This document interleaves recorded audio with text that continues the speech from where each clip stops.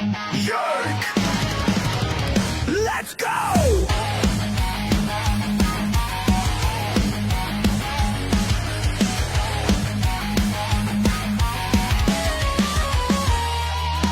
Cam's a shit kicker, 2 bombs in the lead. Soul Dragon Cougar's no time for fatigue. And he's a shit talker, stirring up the show. Never played a shift, but he's ready to go. Welcome into the Cam and Strick Podcast, episode number 340.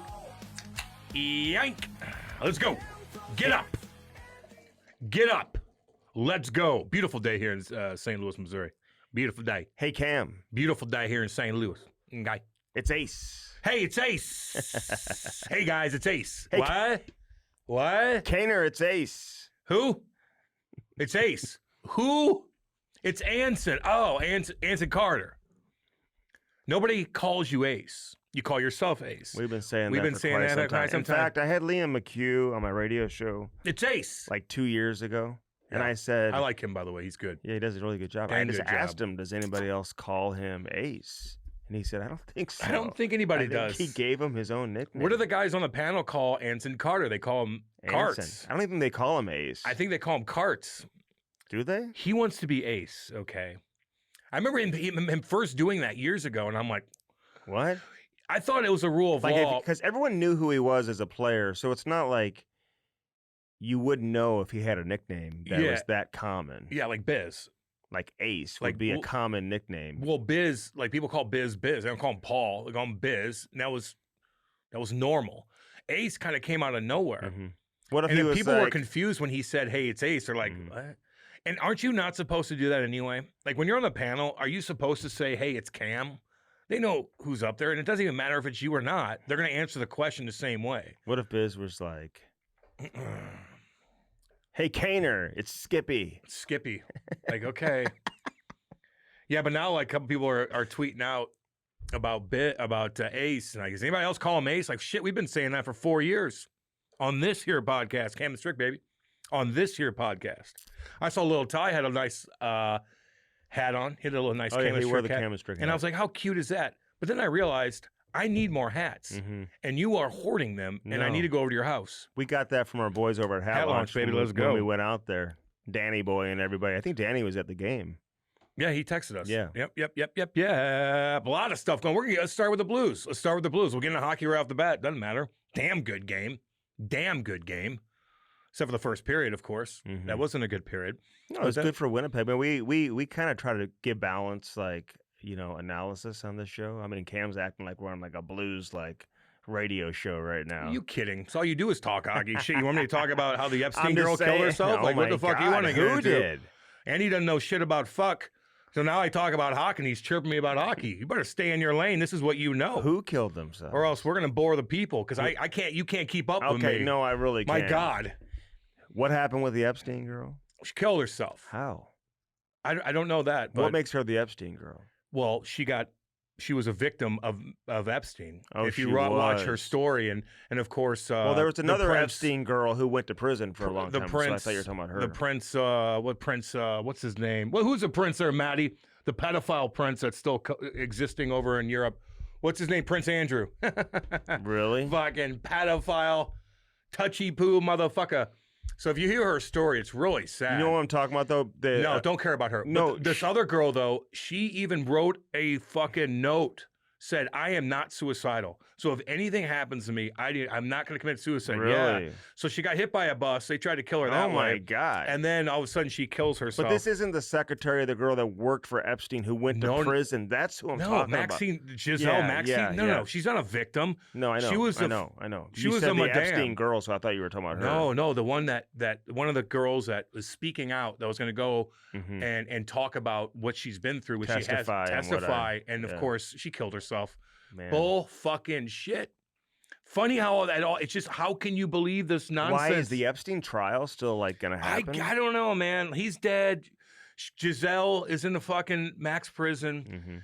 You know, all these guys are protected, man. Even that creepo Prince Andrew. The Canadian hockey players had a mistrial on their case. I saw that as well. So now they got to get a new jury and all that. What does that mean exactly? just So think- they got to go over it again for years. These kids are done. Like, did they like? What do we know evidence? How much evidence do we know about I this don't case? know. Was it a girl that just wanted to have fun? Some and of the media have made him guilty already. But didn't they have video of the girl too? Like, hey, tell us that was consensual. She's like, yeah, I don't know. I don't know. It's all fucked up. It's all fucked up. But no, we'll get back to it. You want to get in? Want to talk about the fucking Blues? I'm sorry. What do you got going, Winnipeg. Andy? Well, we'll start with that. You want to start with that series? Yeah, start with the series. Winnipeg had a great and St. Louis. first period. Yes. And then, Shaky neighbors scored. Yeah, with him scoring at the end of the first period, gave them life, and then they just took over. I don't know what to make about this Winnipeg team, man. Sometimes you watch these teams and you're like, damn. Like, I know they've got great structure. They've got some really big defensemen. They're good defensively in terms of how they play. But they just need a goalie. They won the President's Trophy, and it's like all I ever hear about from everybody, all the Canadian media we have on, is raving about Connor Hellebuck, and for good reason, man. His numbers are through the roof. I mean, you look at his save percentage, 47 wins, 8 shutouts. Like, everything points towards this guy being the best goaltender of the world. You're not going to get an argument from me on that. But sometimes goaltending is so mental that you just wonder, are they great in the regular season, but they just can't find a way to get it together in the postseason? He's got plenty of time to correct that. And we'll see what happens, obviously, coming up in Game 5. He could end up being the number one star in the game, and the narrative completely changes. But when you yourself give up 11 goals in 2 games, and the Blues scored 12 goals total two games straight on Winnipeg, and you're kind of the reason why they're losing. I mean, I look at Winnipeg in terms of how they're playing, and they don't have a whole lot of secondary scoring right now. They've got basically nothing at their top 2 guys. You shut down the Kyle Connor, Mark Scheifele. You can throw in Iafallo if you want. You shut those guys down, then they really have nothing else coming from an offensive standpoint. They're going to get some guys back. Gabe Velarde's expected to come back for Game 5. They don't have Ehlers. So they're a little bit deficient when it comes to their offensive game, but they just look to be completely outplayed. Holobeck was bad in that game, dude. Some of those goals he didn't even try on. Even like the Braden Shin, he's got Robert Thomas. He's got that one, but the Braden Shin, he's got his paddle down. The puck goes right to his paddle of his blade. He could have just smothered it with his glove. Doesn't really react to it. Doesn't have any sort of balance with his stick or any sort of really anything. That puck's just laying there, and he kind of just like taps it right to Braden Shin. No one clears in front of the net, and Braden Shin just kind of scoops it up and throws it up. He just gave it to him. I don't know how you can be the best goaltender of the world and be so bad at playing the puck. Really bad at even Game 3, he makes the error behind the net. But prior to that, even in the first 2 games, I mean, it's like an event every time he leaves the crease and plays the puck. So, and on the flip side of that, Bennington's unbelievable at playing the puck. Exactly. Like you're gonna tell me that the Blues are at a disadvantage when it comes to goaltending coming into this series? Everyone knows Bennington's a cold-blooded killer when it comes to the playoffs and when the game's on the line. We see it all the time. No one should be surprised. Even when the Blues have lost in recent years, like when they lost to Colorado a few years ago, the Blues may have won that series if he didn't get hurt when Kadri ran Bennington. And in the first round, Husso actually started the playoffs for the Blues in that series against Minnesota, but then Bennington came in and he was incredible. And he was unbelievable prior to getting hurt against Colorado. Then he does it in the Four Nations. I mean, this guy has been doing this for so long, and now he's out playing Hellebuck once again. All I'm saying is I feel like the way that people talk about this guy, and for those who don't watch him every game, when you do watch him, it's just not passing the eye test. And he's not Marty Brodeur. He's not Patrick Waugh. He's not Dominic Hasek until he finds a way to get it done in the playoffs. Yeah, that Robert Thomas goal too. He's just like, okay, go right there. And he's kind of lifts his head up like, okie dokie. No, he looked terrible. And then all the Blues fans like, we want Connor. He gets pulled, goes right to the locker room, doesn't even sit on the bench. And the fans are just giving it to him, man. That's got to be tough. That's got to be tough on him. He's got a lot of pressure going back up to Winnipeg. He wants to finish the game, right? He doesn't want to get pulled in that situation. Bones talked about that. Rick Bowness on the panel, who obviously knows him well because he coached him the last couple of years in Winnipeg. Yeah. And he said, listen, he didn't agree with him being pulled there because you're going to need this guy moving forward. They're going to play him. And he wants to finish the game even though he's struggling. You know what I mean? In that particular game. They pulled him in the previous game. You're already Not down good. and out. You have no chance of coming back. I don't know. I just probably would have just left him in there. I don't know. The game's over, pull him. What if somebody falls on him? I Then he guess. gets hurt. I don't know. I guess. I Wanna don't protect know. him, I Either guess. way, listen, if you're playing bad, you're not staying like it. It's up for grabs if you're staying in the game or not. Mhm. Like play better, and this won't happen. So the Blues are in a really good spot, man. Now, is it easy to go up to Winnipeg and win a game? Not really. No, As it's a not. difficult, it's not fun to But be the up games, their losses have been different than Winnipeg's losses in St. Louis. Like there. they've No, those been, are close been in the games. game. Those are totally close. They're games. 1-goal games. Mhm. So most hits in any series of Blues. Mhm. Although I think the devastating hits are coming with the Washington Capitals. Yeah. I mean, good God. I got to give Cam Fowler a shout out though, real quick, man, because this guy Yeah. comes over from Anaheim. He's been a great player for a long time, and he was a high pick and obviously a Windsor boy, and but play with the U.S. program. Everyone knew he was really good, but sometimes, and there's players like that right now on teams that just don't make the playoffs every year, where a guy's been good, and then all of a sudden you just kind of forget about how good they are Yeah. because you don't ever get to see him play in the playoffs. And now this guy gets a chance to be on a good team. They don't win 12 games in a row without him. Mm-mm. He's been incredible since the day he got here. I mean, you go back to the Winter Classic, his 1,000th game, all of that. And to get a 5-point game, but even his passes on the power play, like he just knows how to put it right in the wheelhouse for these guys who like to Damn good. one-time the puck. Yeah. Great defensively. He's like an effortless skater. As much as like we talk about Nick Leddy being an effortless skater, Cam Fowler he glides just as fast as Leddy does. He's a big guy, too. He's bigger than Letty. Yeah. He's got big legs on him. He's so like, he doesn't show much emotion. If you talk to him, he's like, man, that was a great play. Yeah, it's good. Mhm. Man, you need that. He's just Yeah, but very he's cool. even He's cool. not like aloof. You know what I mean? No, he's totally cool. Very smart guy. Yeah. And he's been in the league a long time. I don't think his numbers, like his analytic numbers, weren't great in Anaheim because they sucked for so long. And so people here in St. Louis are like, and all of a sudden he comes to a more structured team, and so it's like, no. And he's getting more ice time because Colton Borrego was hurt. So he's like, no, I'm used to this kind of stuff. So You know how hard it is to beat a team when your defense scores as much as St. Louis does? it's unbelievable. They're in on every play. They're constantly scoring. Well, that's what they've been doing a lot better the last 2 games. Is their D are a lot more active than they were up. And in they're getting Winnipeg. some bounces. I mean, a puck went off of Pionk's backside. Even Throw it on like net. the neighbor's goal. I mean, that puck was going wide. It was a hell of a deflection. Great, yeah, right at the end of the You period. know what I mean? So That's a they're getting devastating some one. bounces right now, and something they weren't getting in the first couple of games because I don't think they were playing with as much. I like it, man. A series tied 2-2, going back up to Winnipeg. The Blues are just playing in house money right now. No one really expected anything. The year's already a successful year for the Blues, and now they're fucking tied with one of the best teams in the league, if not the best team in the league. So Blues fans down here are going nuts. I do want to give a shout out right quick to Tyler Tucker. Mm-hmm. He had a hell of it. He's been playing great. Yeah. Ryan Suter, who's been playing over 1,500 games, is sitting games out. They put Tyler Tucker in. He hits. He's actually very active in the offensive zone. Scored a nice goal last night. Then he goes into the corner. Just a gets fluky buckled, play, Andy, yeah. and it's just knee gets buckled. It was so sad. Kate and I look at each other like, oh, fuck. Like, it made me sad. Yeah. It really, really did. That kid's been playing so damn good. Don't know. I don't know. You probably do know a lot more what's going on with him than I do, but I'm guessing he's hurt big time, Andy. Well, we'll see how Is it significant. week to week? How significant? I mean, just based on the injury, I wouldn't expect to see him available this series. Although you saw the game against Montreal 2 games ago with the Capitals, and Strome runs over fucking and remember Strome hit his own goalie? Oh yeah. And then he comes back and you plays. saw the knee, and I'm like, oh my god, he's fucking done. Yeah. Then he plays the next game. So I don't know, but it looked pretty nasty in the corner. If you want to check that. I wouldn't anticipate him being available for the rest of the series. You got guys, so you got Suter and coming this in. is and this is why. Listen, when you're I'm sure Suter was not happy that he was being taken out of the lineup. No, not at all. But this is why you've got to be prepared, and I think Monty does a good job with the guys that he takes out. He tells them you're going to play again. Yeah. Like it's just a matter of time.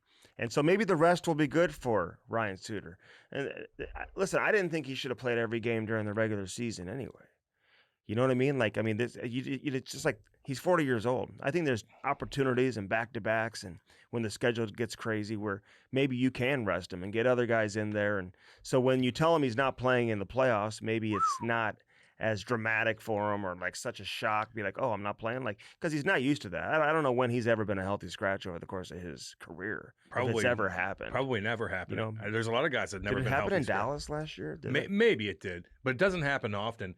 But when they first got Ryan Suter, though, he was playing like 22 minutes a night. He was on the first pairing, and then he slowed down a little bit. Then he put him on the third pairing, and he just gets by. He knows how to conserve his energy. He's smart. He knows how to like stay out of combat and still get the puck out of the zone, right? Like he doesn't go hit you, but he'll stick you and not then as steal effective as Tyler Tucker has been right now. Tyler Tucker's damn good, man. He can skate. He's actually quick on his skates. I was talking to Patty skates. Maroon about that last night. Like Tucker's a harder player to play against than Suter at this stage. I would say, yeah. You know, and he's more mobile.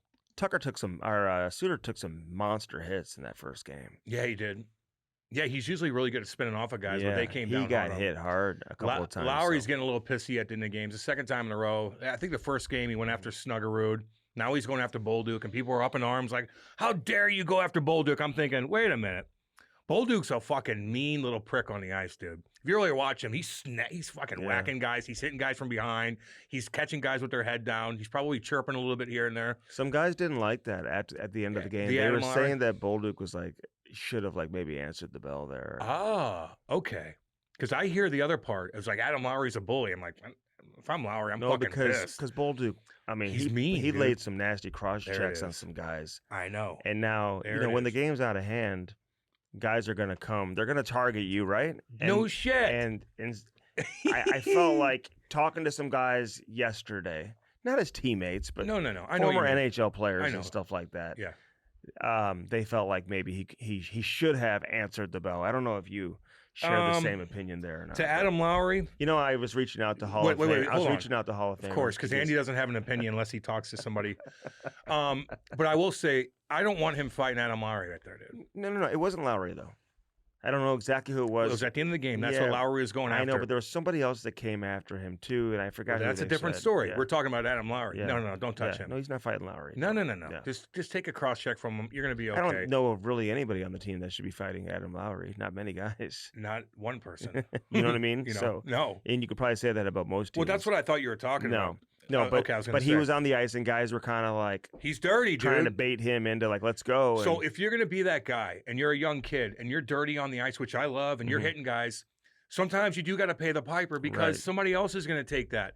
So you're doing all this stuff, and maybe not an Adam Lowry, but maybe somebody else is like, fuck you, and then you don't step up, then they're going to go hit somebody else. So it's kind of like, take care of your own Some were using dirty laundry. The term like turtle and stuff like that, but I don't know. No, just grab them, throw them down. But, sometimes you might have to take a couple punches in the back of the head and draw a penalty for somebody else not to take a couple punches in the head because you're the guy stirring all the fucking shit up. It's easy for me to say, but I mean, whatever. Just go in there and then let them punch you and go down or whatever. It's easy for a lot of people to say. So I don't know.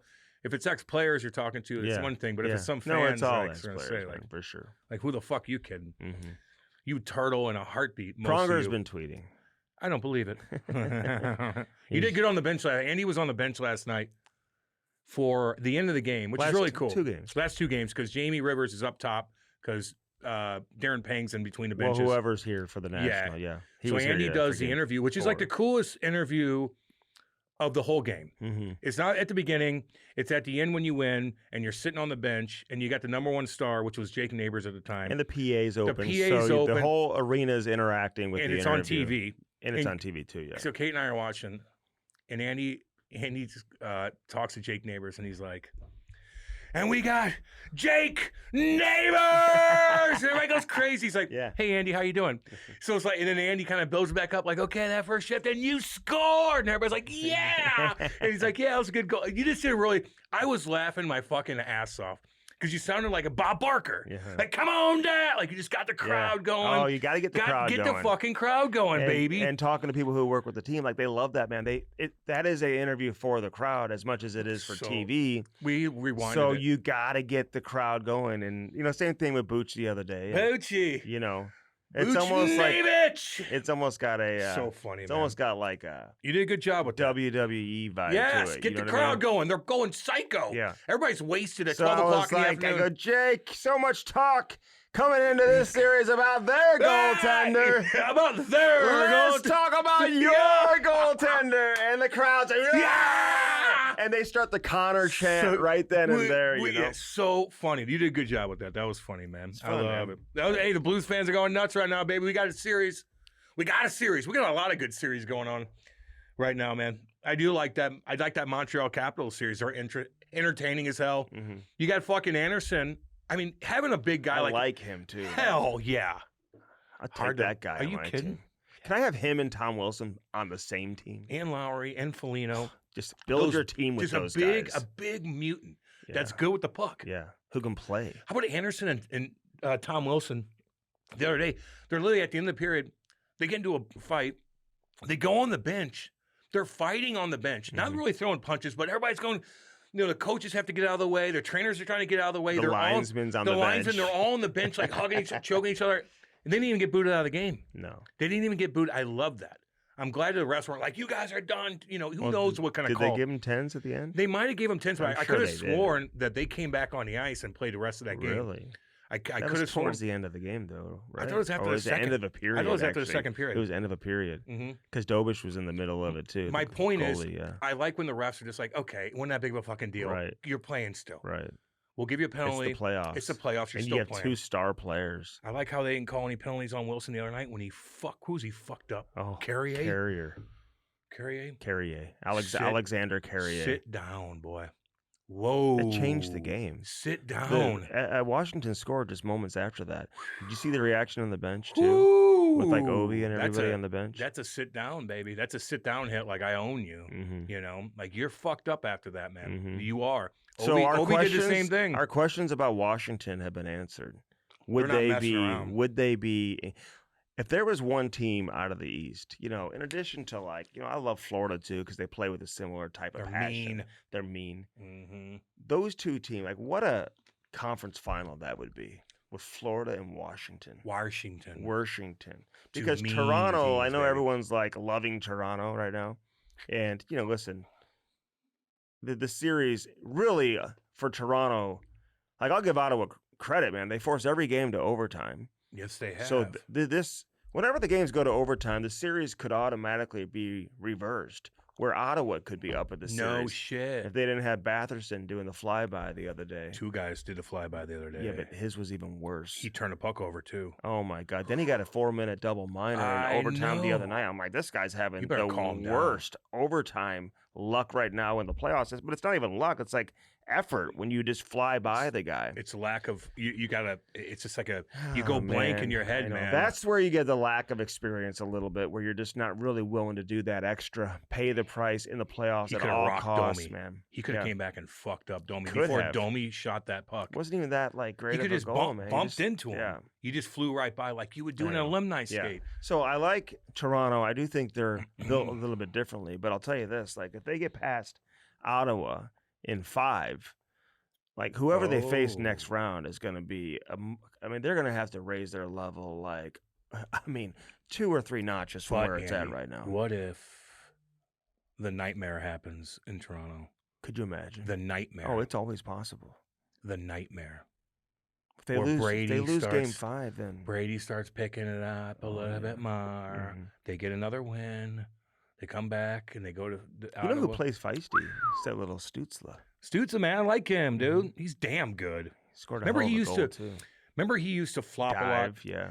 Hey, Crosby did the same thing. Mhm. Crosby bitched and did, and all of a sudden you just get more mature, and you're like, no, I don't need to do that. I'm Yeah. gonna draw my Yeah. penalties because I have the puck the whole game. I like him. He's one of the best I like players I've him. ever seen in the World Juniors years ago. Damn You knew he good. would be damn good. Damn good player. I like Ottawa, man. Make a series out of it, baby. But could the nightmare happen? The nightmare. All you Toronto fans, I love all y'all up there, man. And I know it's still in the back of your head. And rightfully so. We had to go through this for so long with the Blues. It's always in the back of your head. Could the nightmare happen, Andy? Anything could happen. Anything can happen. The Stanley Cup playoffs. This has been so entertaining the first round. It the always first round. is. It's so It entertaining. never disappoints. Every single. Maybe the Devils Canes isn't what we want. We just had Ken Daneyko on. You're going to love this. He's great. But maybe that's the most boring series so far. No offense to the Devils It's fans 'cause out there. they Oh, just you have fans so know many what I'm talking. injuries, man. You got so many injuries. It's hard to even keep up. Carolina's damn it's good. lacking a little star power because of that. Carolina's damn good, dude. I mean, they're damn good. In comparison to They're good.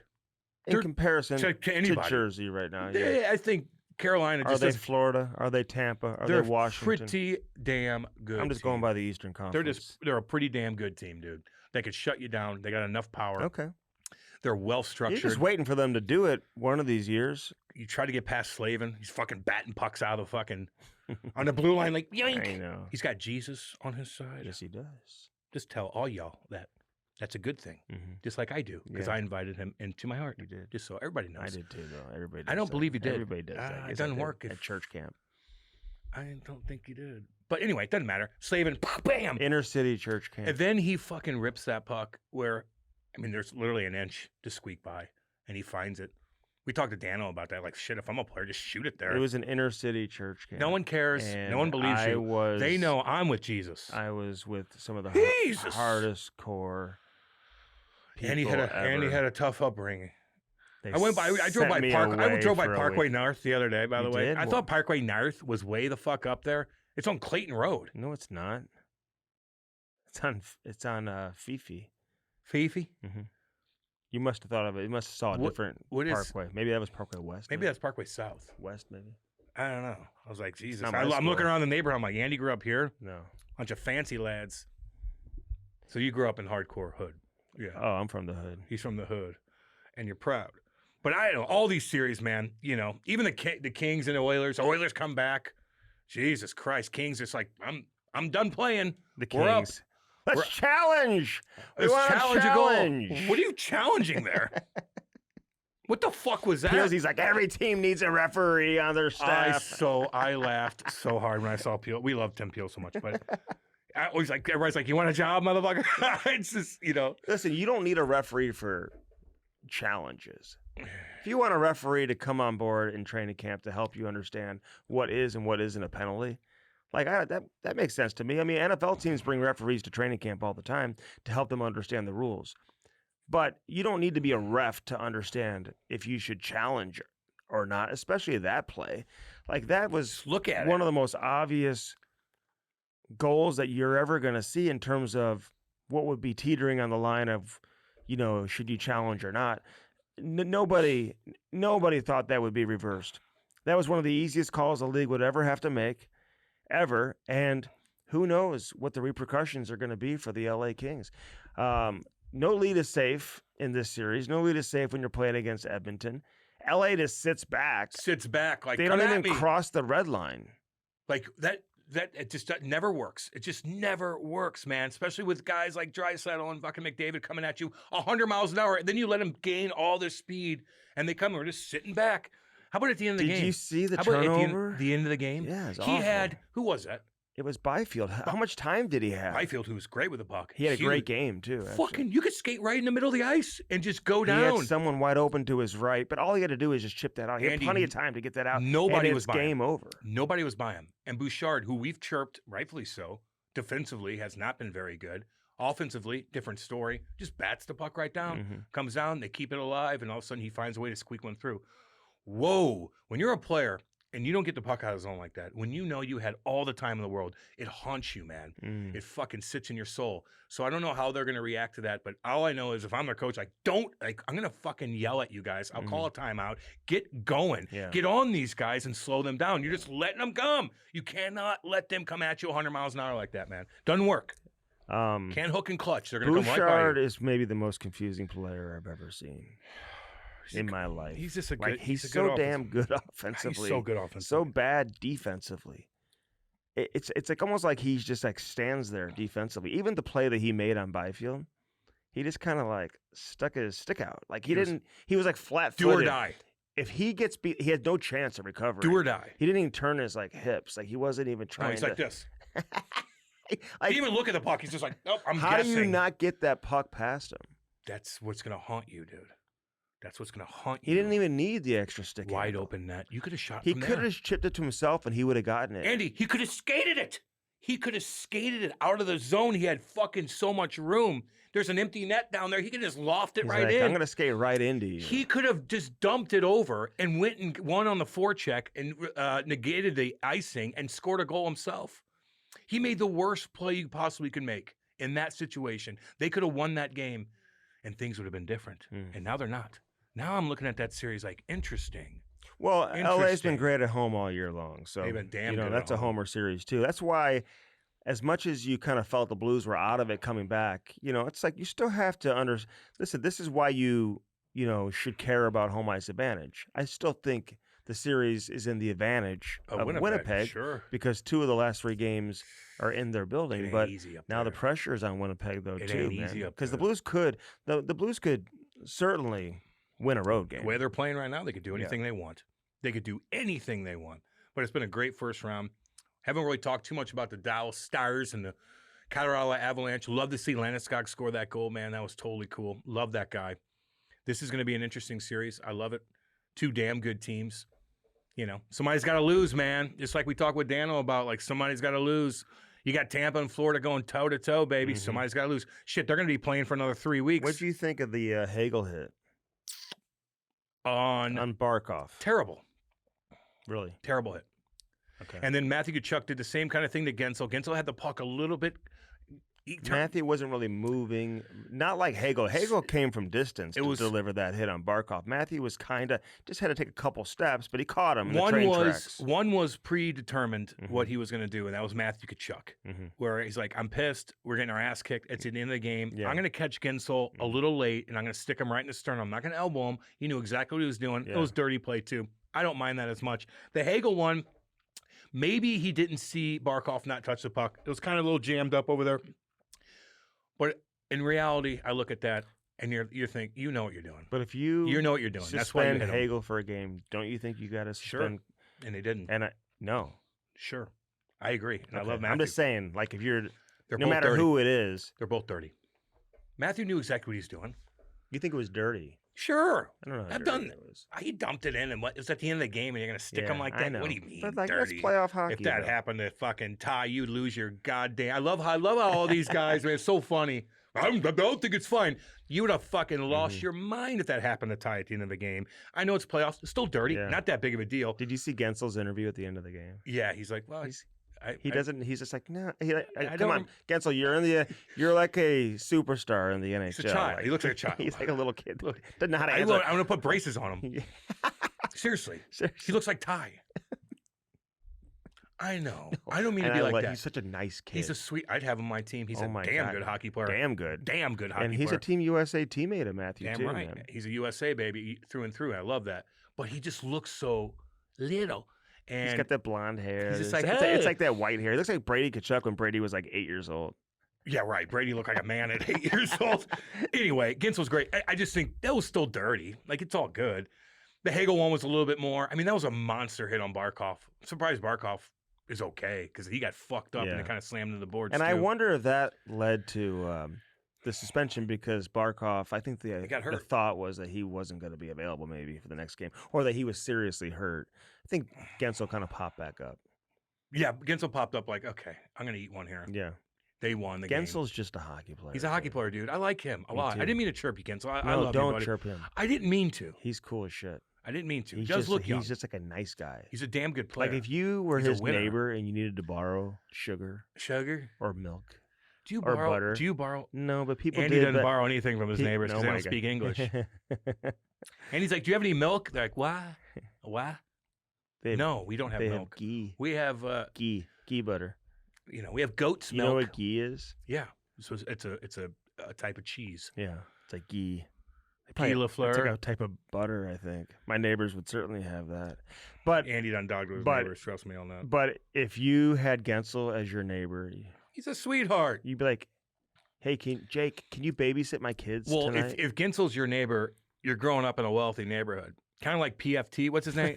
Who's that motherfucker? This is bothering Cam so much that Oh, that his parents live next to Ovi. I know. Do people even know? Like, he's like, I grew up next to Ovi. Everybody's like, you fucking fancy lad. Are people saying that? Yeah. He's Those like, my guys are all parents live right fancy. next to Ovi. That guy's breaking down film for you. Grew up next to Ovi. Never played a sport in his life. He grew up next to Ovi. Fancy lad. Oh my god. Break down football for me. Shadur. Shadur. Oh Holy my fuck. god. What are we That gonna whole do? thing, I'm sorry, we love hockey, but this thing was like the biggest story in America, man. I'm sorry. Shadur They're all like Sanders. losing their mind over Shadur. Like, Mel Kiper is a psychopath. dude, He's like this. Stephen A. too, man. Shadur! Shadur! What happened? Calm down, you psycho Oh my motherfucker. God. Are you in love with him? What is it? Are you in Is there love? something deeper? Are you in love with Shadur, Mel?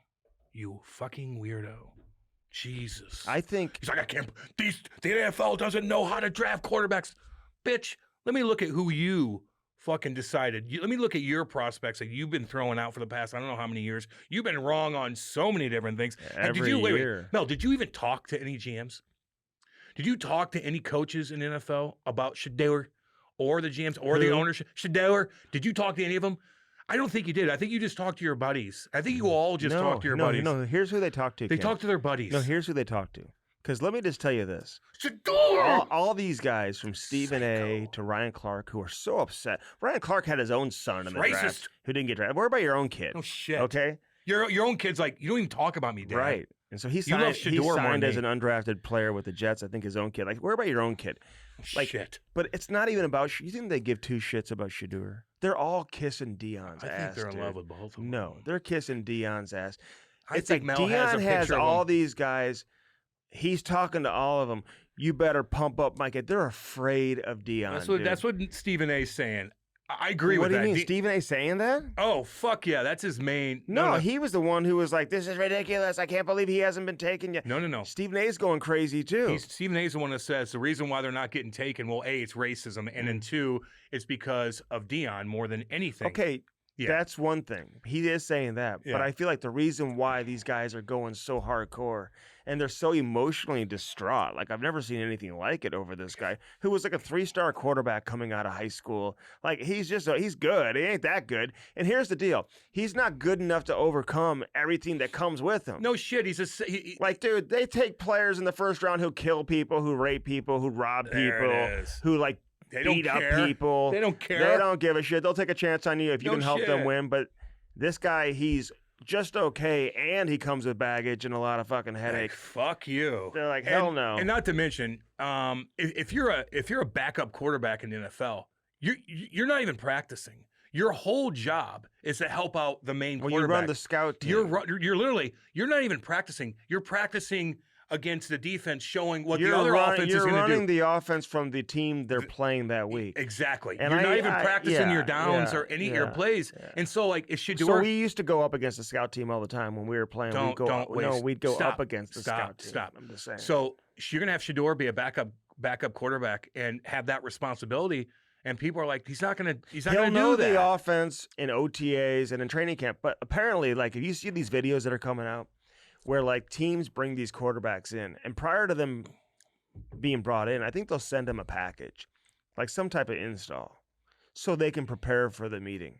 And they'll say, hey, listen, draw up the play. Yeah. All right, give me the X, the Y over here. Now flip sides. Now make the X the F and make the Y the Z and, like, do all this shit. Okay? Yeah, And it's yeah. amazing how smart some of these quarterbacks are and how they can just flip For it. sure. And the way they do this shit. Now, all these videos are coming out of these past quarterbacks who have gone high in recent years. Apparently, Shadur, he wasn't prepared at all in some of these meetings. Oh, Fucked up man. everything when they put him up on the whiteboard. Didn't even and shit. try. Couldn't do shit. Yeah. They're like, fuck this, man. We're not bringing this guy in. And everyone wants to make it about, like, Dion and everything else. Race or whatever Stupid. else. Although Cam Ward was drafted first overall, so they don't make that about. Did you see the interaction between race. Cam Ward and Shadur Yeah. Sanders? He's like, I'm a football player. Cam Ward actually ran his show in that Ran clip. his Watch show. that clip, A couple dude. clips. And like Cam, he's a confident black man. Mm-hmm. Everybody's like, they don't like to draft a confident black man. I'm like, Cam fucking Ward looked pretty confident to me, and going toe to toe with Shadur, owning his fucking soul, chirping the shit out of him, confident as all hell. Mhm. First pick overall. I mean, it's just ridiculous. But some of these guys, They took the Alabama quarterback over they're Shadur so hyped too. up over Shadur. Like Mel Kiper, I look at him. If I'm his kids, I'm like, Dad, you're a fucking Dude, he was weirdo." committed coming out of high school before he went with his dad to Jackson State. He had committed to FAU, okay? And everyone talks about that Shadur had, like, a offer from Alabama too. Like, that was probably because of his dad. Sure. Like, you know what I'm saying? Like, they were going to give him but Alabama only recruits 5-star quarterbacks. There it Maybe is. a 4-star. But Maybe. not a 3-star from Texas, man. They're not going out to get a 3-star. So he was going to go to FAU and ends up at Jackson State. And listen, he has good accuracy, throws the short ball. I mean, I don't know. Maybe he's going to be okay. I don't know. But, like, even after he gets drafted, he's in the club in Dallas. He's got his video team and whatever. This is not going to go well. And I would put money on it that he's not going to have a great NFL career, man. I just don't see it. You know what I mean? People also say, you took Johnny Manziel. Well, Johnny Manziel was Unreal. dominant and Unreal. won Yeah. and put up incredible numbers. They all knew that he was a fucking psycho, Yeah. and they were hesitant to draft him And anyway. they took a chance. They took a chance, and it didn't work. And you know and what? it didn't work. Baker Mayfield, they talk about him being arrested and all this I stuff. remember that video. It's like, okay, what are you talking about? Okay, so he was arrested. There's a lot of guys who were arrested who were taken in the A first lot round. more than you know. Okay, a lot of guys. And so he had like a drunken college night experience, whatever. And he got tackled by a And he got cop. tackled by the cop. Yeah.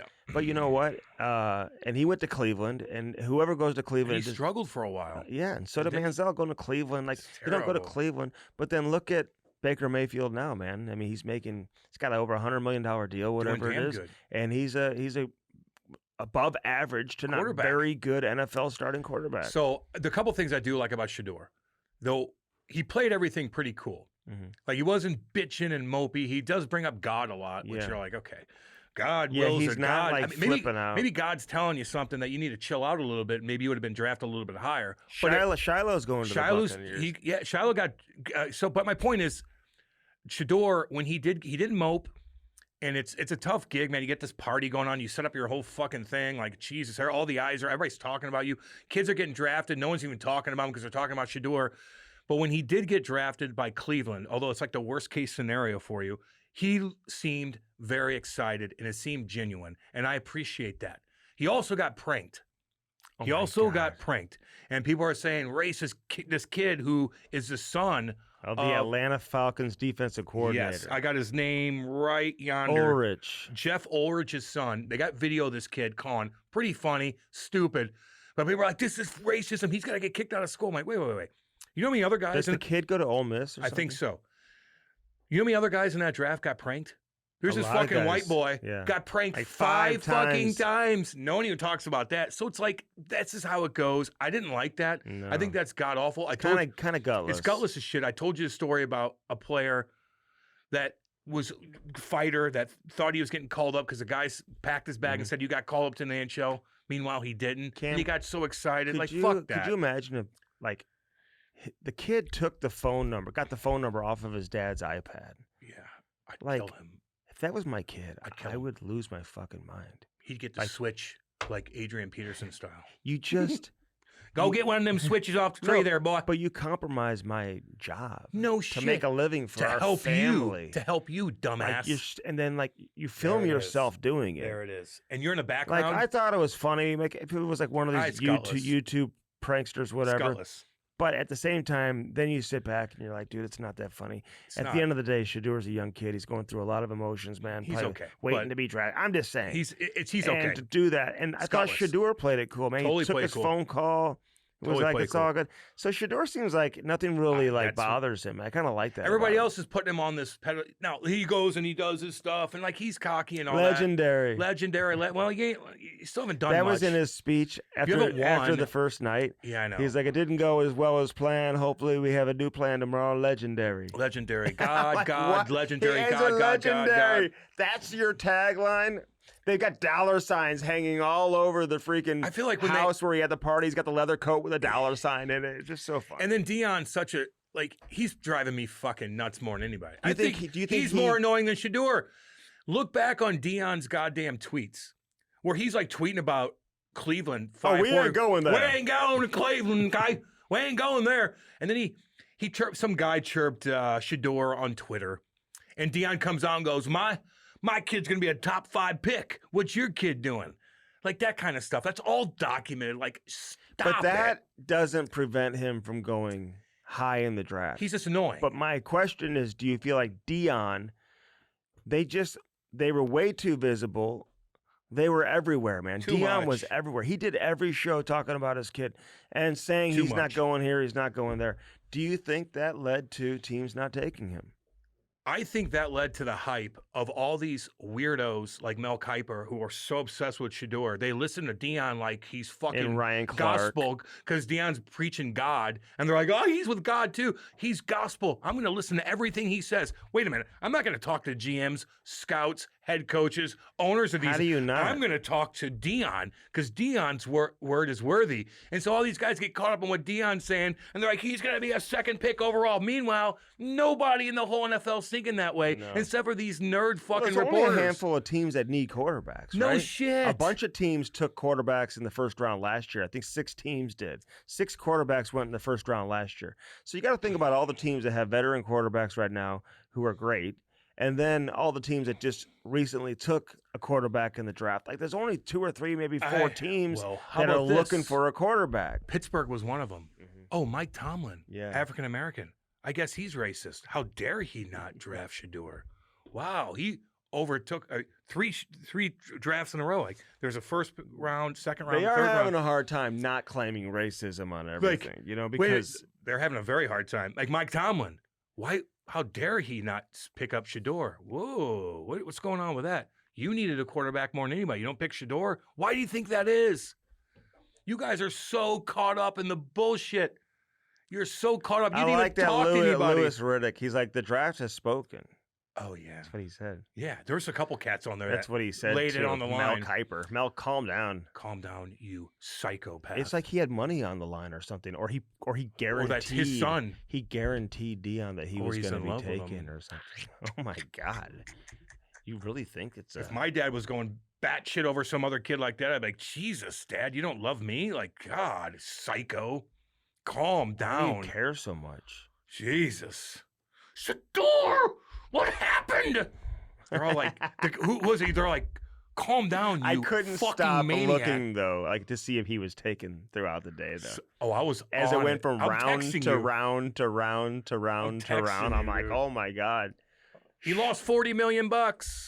He might as well go back to college and get paid a lot more. I'll tell you this though, there's If a he can. chance if he doesn't come in and he's not ready to go in training camp, they'll cut his ass. He won't even make the team, or he's Go to going the to be, Battlehawks. or he's going to be on the practice squad. Could he's got to find a way through a loophole before signing to go back to college, but it's kind of a funky ordeal where he's got to call and figure out. What do you mean? He couldn't just go back? I don't think so. I don't think he can as of right now. He's going to have to figure out a maneuvering way. Dion wants him coming back probably. No, Dion wants him in the NFL. No. And then Dion's like, they ask him, hey, would you ever coach in the NFL? He's like, only coach my kid. So if you're a coach for the Cleveland Browns, you're like, this motherfucker is going to critique every move Everything. I make. You know why? Because he wants my job. And he's going to be on every show He wants my talking about job. it every week. And you know what? He's going to chirp me Every press conference that he has at Colorado, There it which he is. does every day, is going to involve questions about Shadur and his NFL team. 100%, And he's going to Andy. use his platform to talk about Shadur and the NFL team. Shadur. It's like, and again, if he was an elite generational talent, I think teams could deal with that because he is so good. Of course they would deal with it. But if he's not, it's just not worth dealing with. You know it. who else is annoying? Hold on. Who do you think? Football. But now he's tying into other things. And it's fake as can be. Come Come on. Hold on. Coach. Because I thought you were going to say Shay Shay.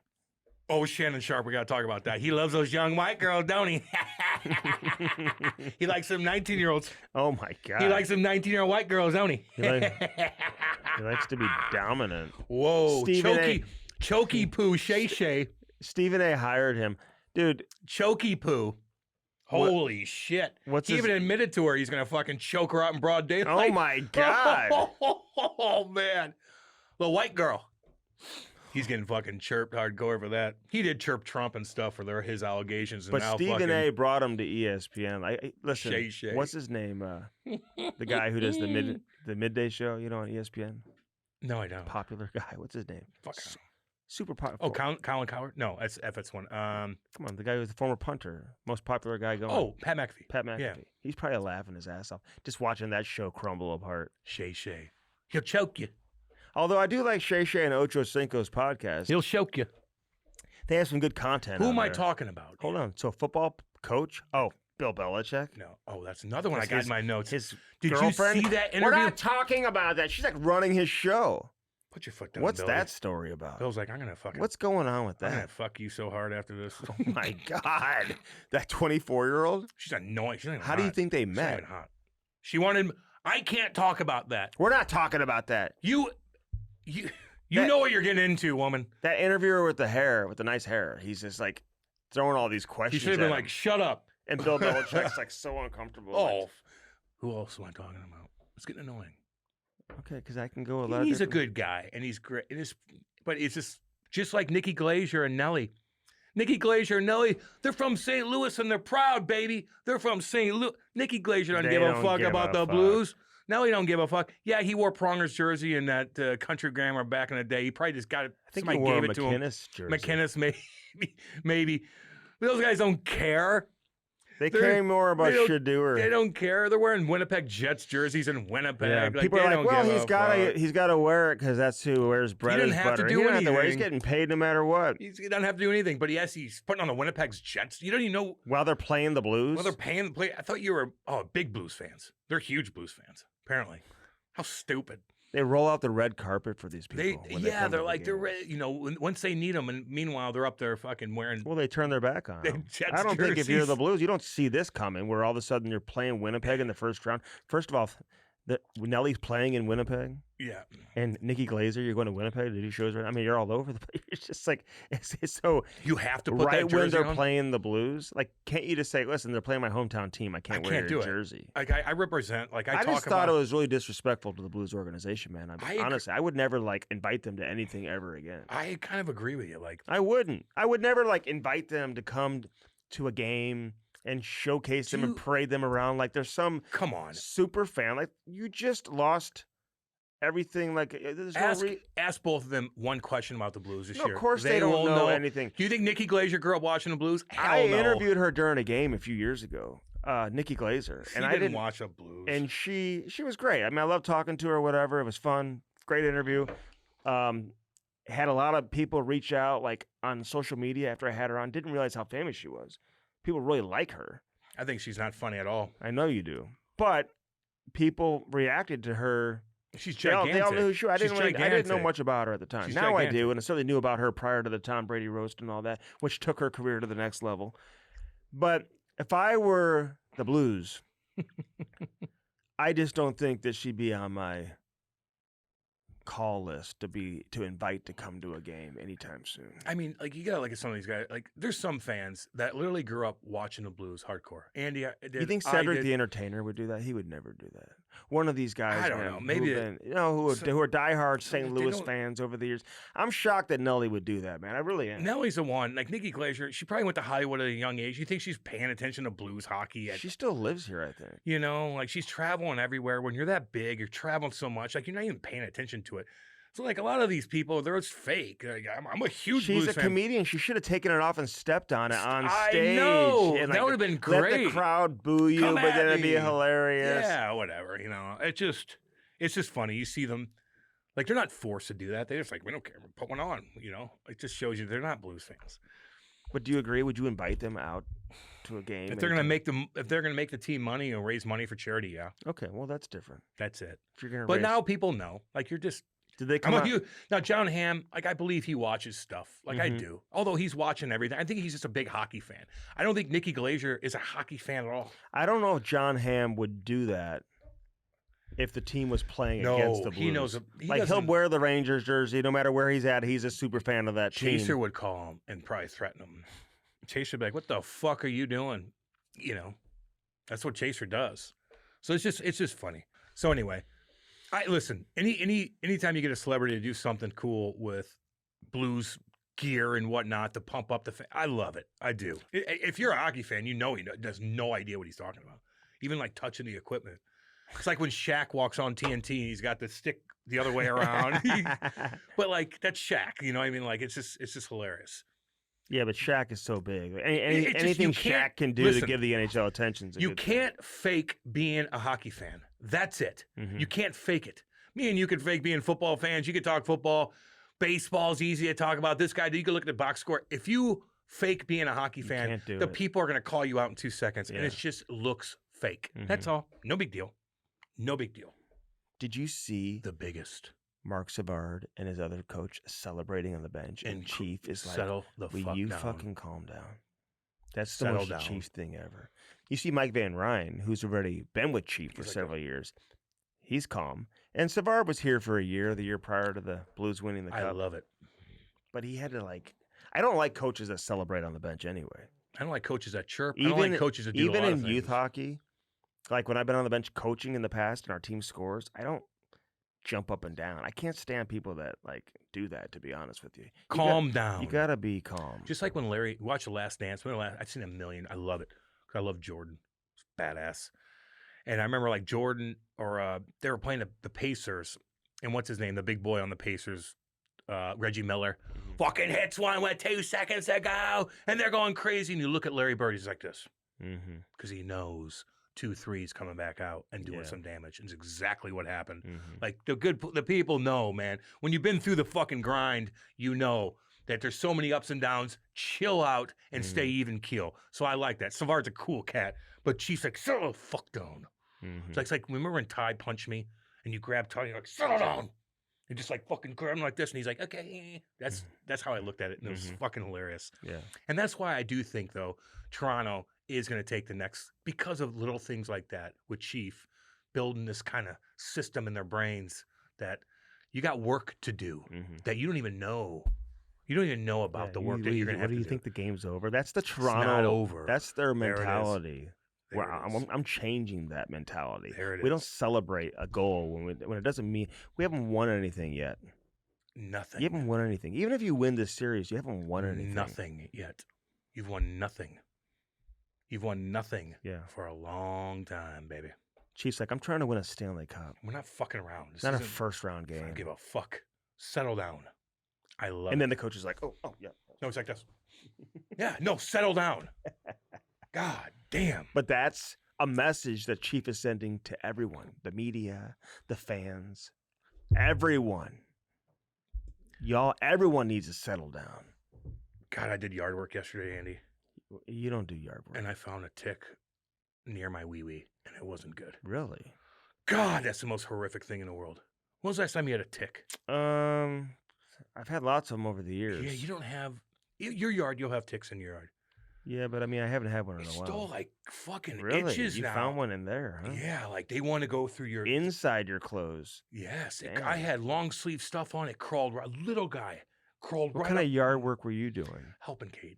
Yeah, helping Kate. Yeah, Well, I got the Kate's not helping No, I got Cam. I got the Mexicans Yeah, out there. I got the I Mexicans. have good news, by I got the way. Mexicans out there. I have. They good- haven't been deported I yet. have good news. What? Is Hector still around? Okay, I hadn't seen Jose. He hadn't. Half your neighborhood could be gone. Jose Right. was nowhere to be found. I didn't know where he was. Your whole I neighborhood. had could no be way of getting a deported. hold of him. He's been with me for several years, and all of a sudden, I don't know where I hear that sound. Yike! I hear that sound Hector. outside. You know that sound of the lawnmower? That's it's springtime. I just love the sound. That smell that Oh, grass, well, baby. it makes my eyes itch. But Smell that gasoline. all of a sudden, he showed up, man. I thought for sure something had happened to him. I didn't know if Trump had done something to him, and I wasn't happy about it. Are people turning on Trump?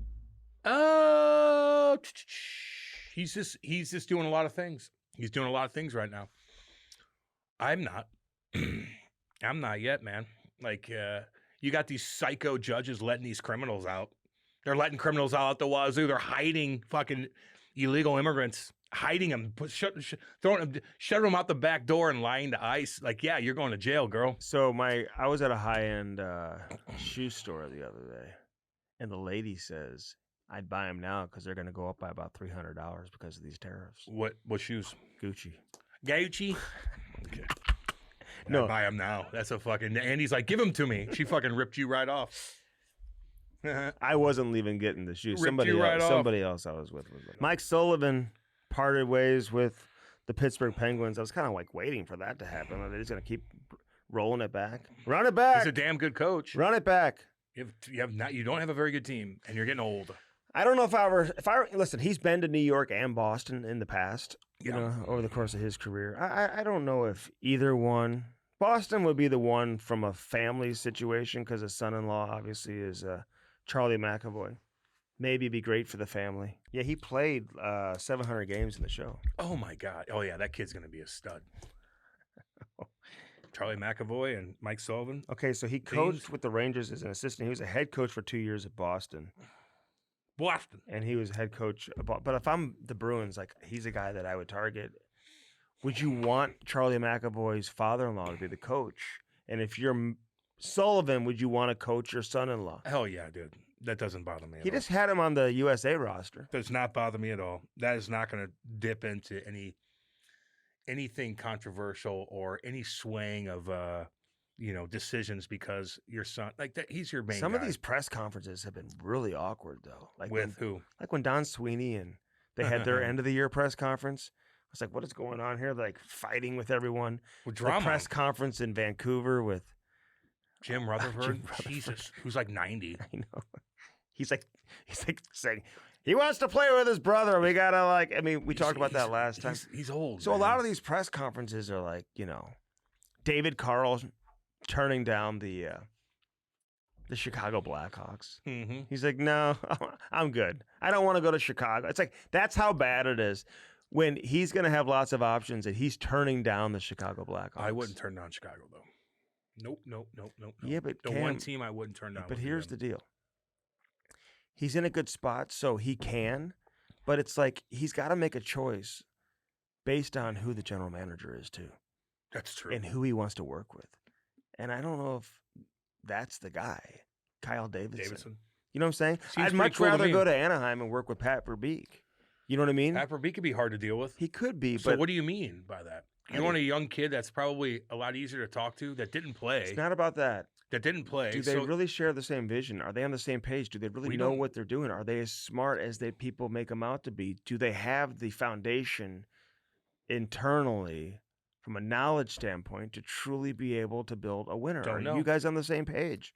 Is Pat Verbeek up to that task? I don't know. I know. I don't know. I'd rather work for a young kid that wants to listen to a But stubborn older you don't man. know how those conversations went. Exactly. Like Lou would be tough to deal with. Mm-hmm. Maybe that's how it went down when Lou got fired. We even talked about that. Lou You knew it was needed to go. coming. He's I 83. said this a and long he's time 83 ago. years old. He had a good run. I mean, come on. Love the man. What are Love we him. what are we doing here? I don't Islanders? know. There's got to be an age limit, just like with the presidency. Like, you got guys speaking on behalf of your organization that's 85 years old. Not Lou, but what's his name? From Vancouver, Rutherford. Like, these guys are smart. They're wily veterans, man. They've been around a long time, but I just think they're just a little bit out of. When you're 83, dude, you're not as sharp. Yeah. You're not thinking like It's clearly. a lot of energy to run an NHL team with the And travel are you and kidding? shit. I remember watching. I told Daniel this. I remember sitting out games, and like getting on the bus to drop my bag off because I get to the rink late on the road, and Lou is literally sitting there like this, Already asleep. Like that guy in And the then- front row on the airplane when you walk on the plane. Yeah, He's sound, already sleeping. drilling on stuff. And I walk in, and he pops his head up like this. I'm like, dude, go back to bed, man. Like, I don't know how you even do it. Hey, Cam, it's Ace. It's Ace. Guys are starting to call him out a little bit because he does say, "Hey, it's Ace," and like no one. You played forever, dude. No one Your ever called answer. you Ace. Or your cards. We've had dude. teammates of his, and they're like, Right, no, yeah, we never idea. called him Because that. he wants it. Are they getting annoyed by Biz too? I don't know. Did they put something in his mouth? Was he talking too much? Did somebody said something? I didn't hear about that. Those guys are entertaining.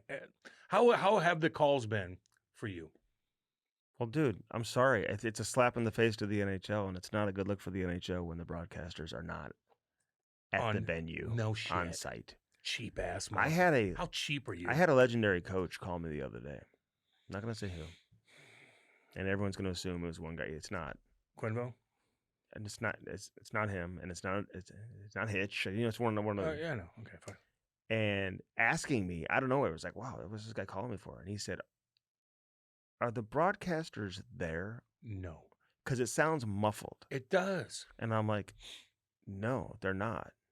And it's They're in hot embarrassing. Atlanta. It's embarrassing that they're not there. Cheap. Is that the NHL or is that them? No, it's got to be TNT. TNT, you're that cheap? You didn't make money off of fucking Shaq and goddamn I don't Charles know Barkley? if ESPN's been at every game either. I have no idea, but maybe they have been.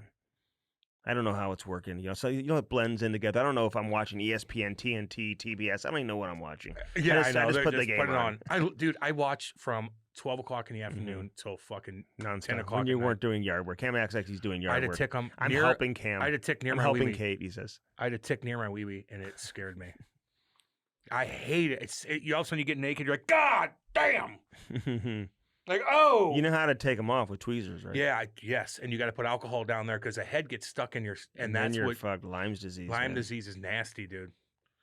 It's still not as bad as when I lived out yonder, when I had 1,000 of them all over the place. And you'd find them weeks later, and there's a huge fucking red circle around where the thing's been for 2 weeks. Oh, God. So I'm going to throw out a hot take. Go ahead. I feel like, you know, when the Blues and Brandon Saad mutually parted ways, Mhm. I feel like that might become a trend in hockey, where if you have a player signed to a contract, now a lot of players wouldn't do this, you know what I'm saying?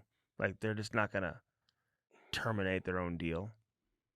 But if they made a shit ton of money, like a Steven Stamkos, for example, like, does he really just want to, like, waste the last few years of his career in Nashville in a situation where you're not going to win? Or would he say, okay, let's just terminate the deal? If another team isn't really interested in taking on, like, 3 more years or whatever it is at $8 million, $8 million, but they'll say, hey, I'll sign you 3 years at 5.5 or 6 or whatever. Because he could still help their power play. He could still help Tampa's power play. Still scored how many goals this year? 20 plus. Something? Yeah. I don't think he got to 30. I mean, what's a 22 goal So, scorer make? you know, or do you just want to make the $8 million and collect your $8 million and just stay in Nashville? But you could double dip. Or Well, how does no, it, I'm not you talking about a can't. buyout. I'm talking Okay, about like you're a right. just terminate. Make my $8 million. I hear there's a possibility of that potentially happening. For Steven Stamkos? Yeah. Yeah, I could see that. Everybody's different. Like, he's made so much money and he'll make money forever He wants as to long as win. he wants. He Yeah. wants to win. He'll be a GM if he wants. Correct. Whatever he wants to do. Or a president. Whatever. He'll just make money. Give him a couple million, he'll just be the guy. Whatever he wants to do. Yeah. Yeah, okay. Sure. Is that a hot take? I don't know. Well, it's a hot take that I'm hearing this, that he might terminate his deal with the Nashville Predators. That's a pretty significant You got to have a story if that were to happen. If you have 5 goals this year, I don't know if you do that, but 20, 22, If you were him and you made enough money for your generations after generations, and like, I got kids. as much as Nashville's a great spot, but you know there's a team that would have interest in bringing you on board Depends where on the you'd want to team. go to. Depends on the team. Depends on what I'm situation. just saying, they're if in. you know there's another option that you're interested in, would you do that? Or would you just say, you know what, I'm just going to suck it up? If Carolina's like, hey, man, we'll pay you this. I don't know what team. I'm just saying, it'd have to be a fucking good team. I'm not going to leave. I just stay in Nashville. I'm not going to leave Tootsie's. And I got my kids would- going to school. I would stay They're in playing Nashville. youth hockey in Nashville. No one bothers me. I have a beautiful place in the fucking mountains looking over beauty. I love this town. My teammates are cool as shit. This depends on what team wants me. And if they're really good. If Carolina did it, I'd probably be like, yeah. I don't know. If, a team like that's in the mix, yeah. I don't know, man. Sometimes you get worn out. You know, he's getting older. Like, It's like I don't want to Brandon leave. Saad was like, let's terminate my deal so I can just go sign in Vegas. I think he's a little younger than Stammer, right? Not much. Not much? Okay. Let's look it up. I don't know. Yeah, sure. Whatever's best for me at the time. But does that mean that I'm going to have to just grab my family and get up and go? Like, I'm sure the wife's like, where are we going? Well, I'm sure this has been talked about. You know, where are we going? Oh, Winnipeg wants me? Oh, yeah. No, yeah. that's not what you're doing it for. You're not terminating your deal to go to Winnipeg. Why? They're the best team in the league. Oh, yeah, that's true. They've got What's wrong held up with for you? 8 more years. 8 more? Yes. And Scheifele. And Scheifele. Scheifele's pretty dang good, though. He slowed down a little bit. They're like, Stamkos is 35. And this year he scored 27. 27 goals, dude. He's almost at a 30 mark. That's a fucking $8 million contract. No, it's not. 30 goals? 27. 27 goals? That's what they think that Matthew Nye should make because he scores 27. What did they say about that? Like that, if you score 27? 27 goals, 30 goals, and the cap's going up, that's not 8. He scored 40 last year, 34, 42 the 2 years before that. That's what gets you $8 million a year. When you have 582 career goals, that's what gets you $8 million. Scoring 27 doesn't get you $8 million. Unless you're a young. year. Correct. If you're doing that at 21, Unless you're young. You're right. But if you're scoring 27 at 35, you're not getting $8 million. No, you're not. I'd stay there and just keep my $8 million. I don't know. I probably would too. I've already won cups. I already won cups, man. I've done it all. Nashville's Although a you cool won- spot. But maybe did- he just doesn't. But you did win cups during the COVID year. Maybe Does you that wanna- count? It, I don't really. I don't count Tampa Bay Stanley Cups. Clip that off, by the way, Maddie. Well, clip that off, Maddie. It's a shame that they would have won the cup in a traditional playoff format. I agree. They would have. I agree. They were the best team in the league. Yeah. So it's not like a terrible team won the cup. They probably would have won anyway. If Montreal would have won, it would have been a different story. But, they had their chance. They got swept by Columbus when they had a historic season. And then it took the bubble. And then the following year, like 56-game season where they were playing like Montreal in the final, who's in another Eastern Conference team. Like, what is going on here? It's just a shame that you win during COVID, dude. That sucks. Twice. That sucks. I hate it. They had their Stanley Cup parades where like nobody's there in the stadium. Has anybody ever gone back and watch video of any highlight from football to basketball to hockey to bubble? Baseball to wrestling to anything with no fans? With no fans. No. If anybody showed me any highlight, I don't care what they did in that particular highlight. I turn. Cam, it's interesting you bring that up. I turn the fucking channel so fast so I don't get depressed. It's interesting you bring that up because just gonna. What are you doing? What are you doing, Andy? First round, baby. It's interesting you bring that up because yesterday I'm watching the game, and I'm like, wow, this is just an amazing atmosphere. Oh There's man, so many people here. Can Crazy. you believe a couple years ago? Because I worked the games back when the Blues won or were in the playoffs a few years back when they lost to Colorado when Binnington threw the water bottle at the victim. At the victim. Yeah. The victim. I was in like the dog section with a bunch of cutout dogs. Like they had like people could put pictures of their dogs in the stands. Okay. So this section had dozens and dozens of huge cutout pictures of fans' dogs in the seats. So I was in the dog section. I literally would have to like move a dog out of the way so I could have a seat to sit. No one's within a million feet of me. There's like a few fans. They're like, oh, we're going to allow 2,500 fans at the game tonight. So there was a couple thousand fans there. And I'm thinking, God, what a weird time. I still can't believe that actually happened. We got through that. And thank God we are back. Well, don't let history repeat itself again. When you create a bioweapon and you spread it, don't let that happen again. And not to mention, reports are coming out that not less people died of COVID than you think, and their numbers are skewed. I mean, there's so much fucking shadiness going on with the whole COVID thing. It's unbelievable. They went out, not only had dogs in the stands, they would have cutouts of like people that talked on the radio that never played or anything like that, like guys in St. Louis that bashed the Blues left and right all day long, but they cut their fucking little silhouette out and put it in the stands thinking the players are going to be like, oh, cool, he's here. Mm-hmm. And he's not. Meanwhile, that guy bashes you all day. Like, that's going to pump you up. It was the dumbest fucking thing in the world. I couldn't stand watching anything.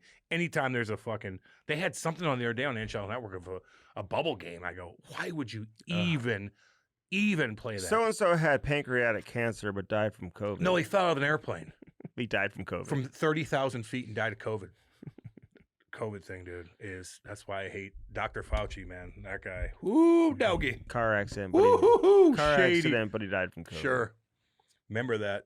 Just remember what they did to us. And they lied. Hey, can I ask all the Americans and the Canadians, can you pass along the information? I need some information on if you send your kid, a minor, with another family across the border for like a hockey tournament, for example, if I have to meet them there a day later or whatever, and they had to fly with another family, what documentation do I need to give this other family to show the customs, whatever, when you cross the border? Does he not have a passport? He has a passport. Well, then that's probably what you No.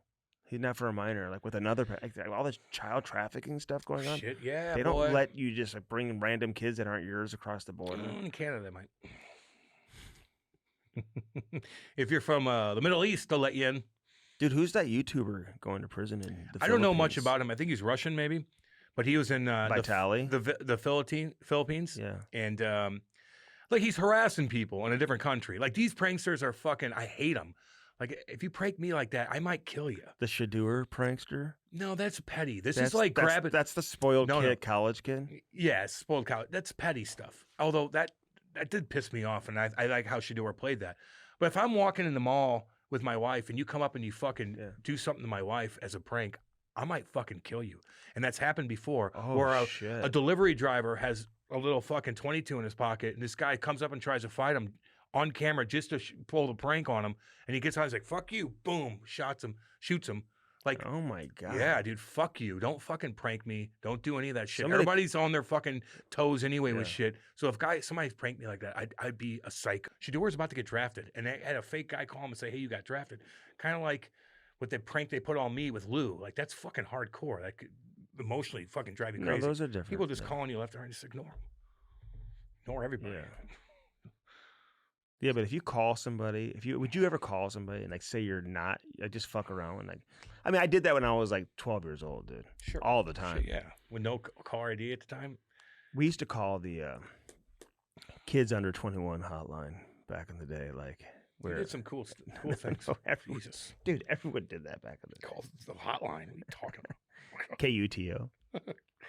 I'd call up a fucking radio station and prank Oh, I them. used to do that, would too. be the funniest. Fuck all them. Yeah. They all think they're the coolest shit in the world. But if I work at a state radio station now, someone calls and pranks you, which has happened several So times. many Whatever, times. I don't give a shit about Oh my that. God, Howard Stern used to do that. Oh God. Just don't call me at like 11 o'clock at night when I'm at home and like Yeah. say I'm so and so, like make a fake name and like Just ignore them. say you got the number from like somebody. I'm like, what? I mean, I thought you think you know the guys. You try to be nice. Yeah.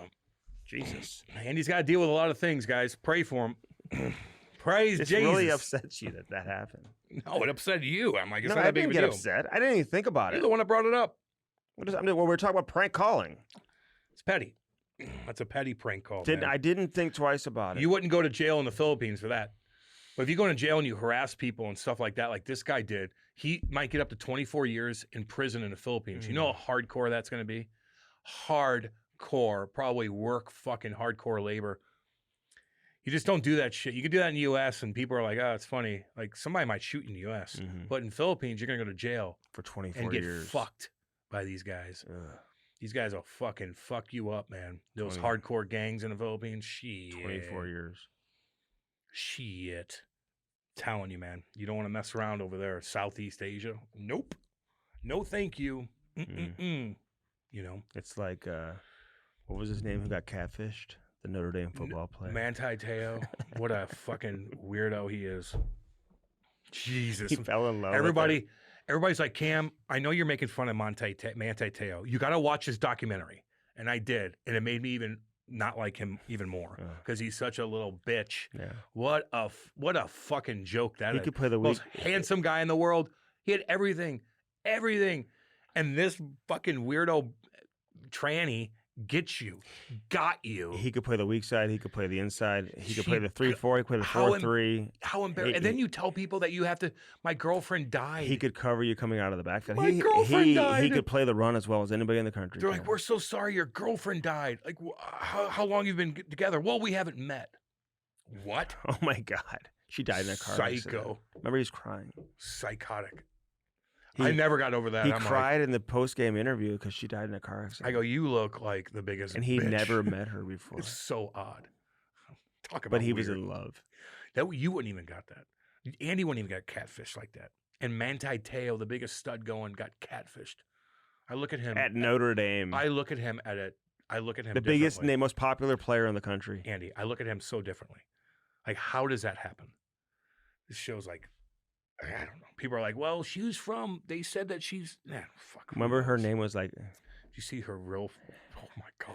What a nightmare. Speaking of nightmares. her picture was like, she was like a dime. Online. Yeah.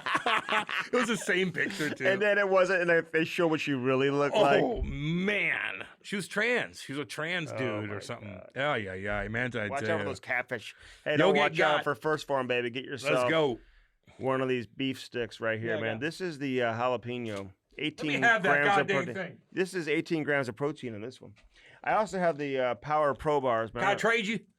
Oh, I got this, the sharp yeah. cheddar right You- yonder. You can work out trades. No, can I get that? Let me try that one. You never had it before? No. What have you been doing with this one? How long has that been in your bag? Sucking on it. How long has that been in your bag? Not that long. What's This wrong is- with you? These are the best bars, though, Cam. The Power the, Pro. the Pro bars. Yep. Power Pros. This is 15 grams of protein. So if I eat this and this, that's 33 grams of protein. You need it. You need more protein in your diet. 33 grams. You don't need enough. You need more. Hopefully, Ty's eating that too. I gave him one of those. Hopefully, Ty's eating that too. I gave him one. Hopefully, of those. Ty's not. You're not like you got to be like me. No, he's going to be the opposite of you. He's going to look and feel and act and play the opposite of you. Patty, maroon, Everything. and Robert Bortuzzo was like, "How is he so big? How is that your kid?" I was like, It might not be. "I'm like, I don't know." It's a dang good question. Like, Ty looks like you. He does exactly. That's what I Looks said. exactly like you. It's your boy. Mhm. So hopefully, it's rude to do that. Like it's Why? rude to do that. Eating on camera. No, not when it's first form. First form, baby. Check it out. Let's go. Let's go. They got it all. They got it all. Here's a first form chart right here I got on. Firstform.com/Cam and Strick. What else you got? Creighton. Creatine will help you get bigger and stronger, but you do have to work out. You know what I mean? You have to work out. Finish your meal, Andy. First one in a while. Last one. It's gonna be a long run until he eats again. Jesus Christ. My meal. Andy, the one meal he eats is gonna be on camera.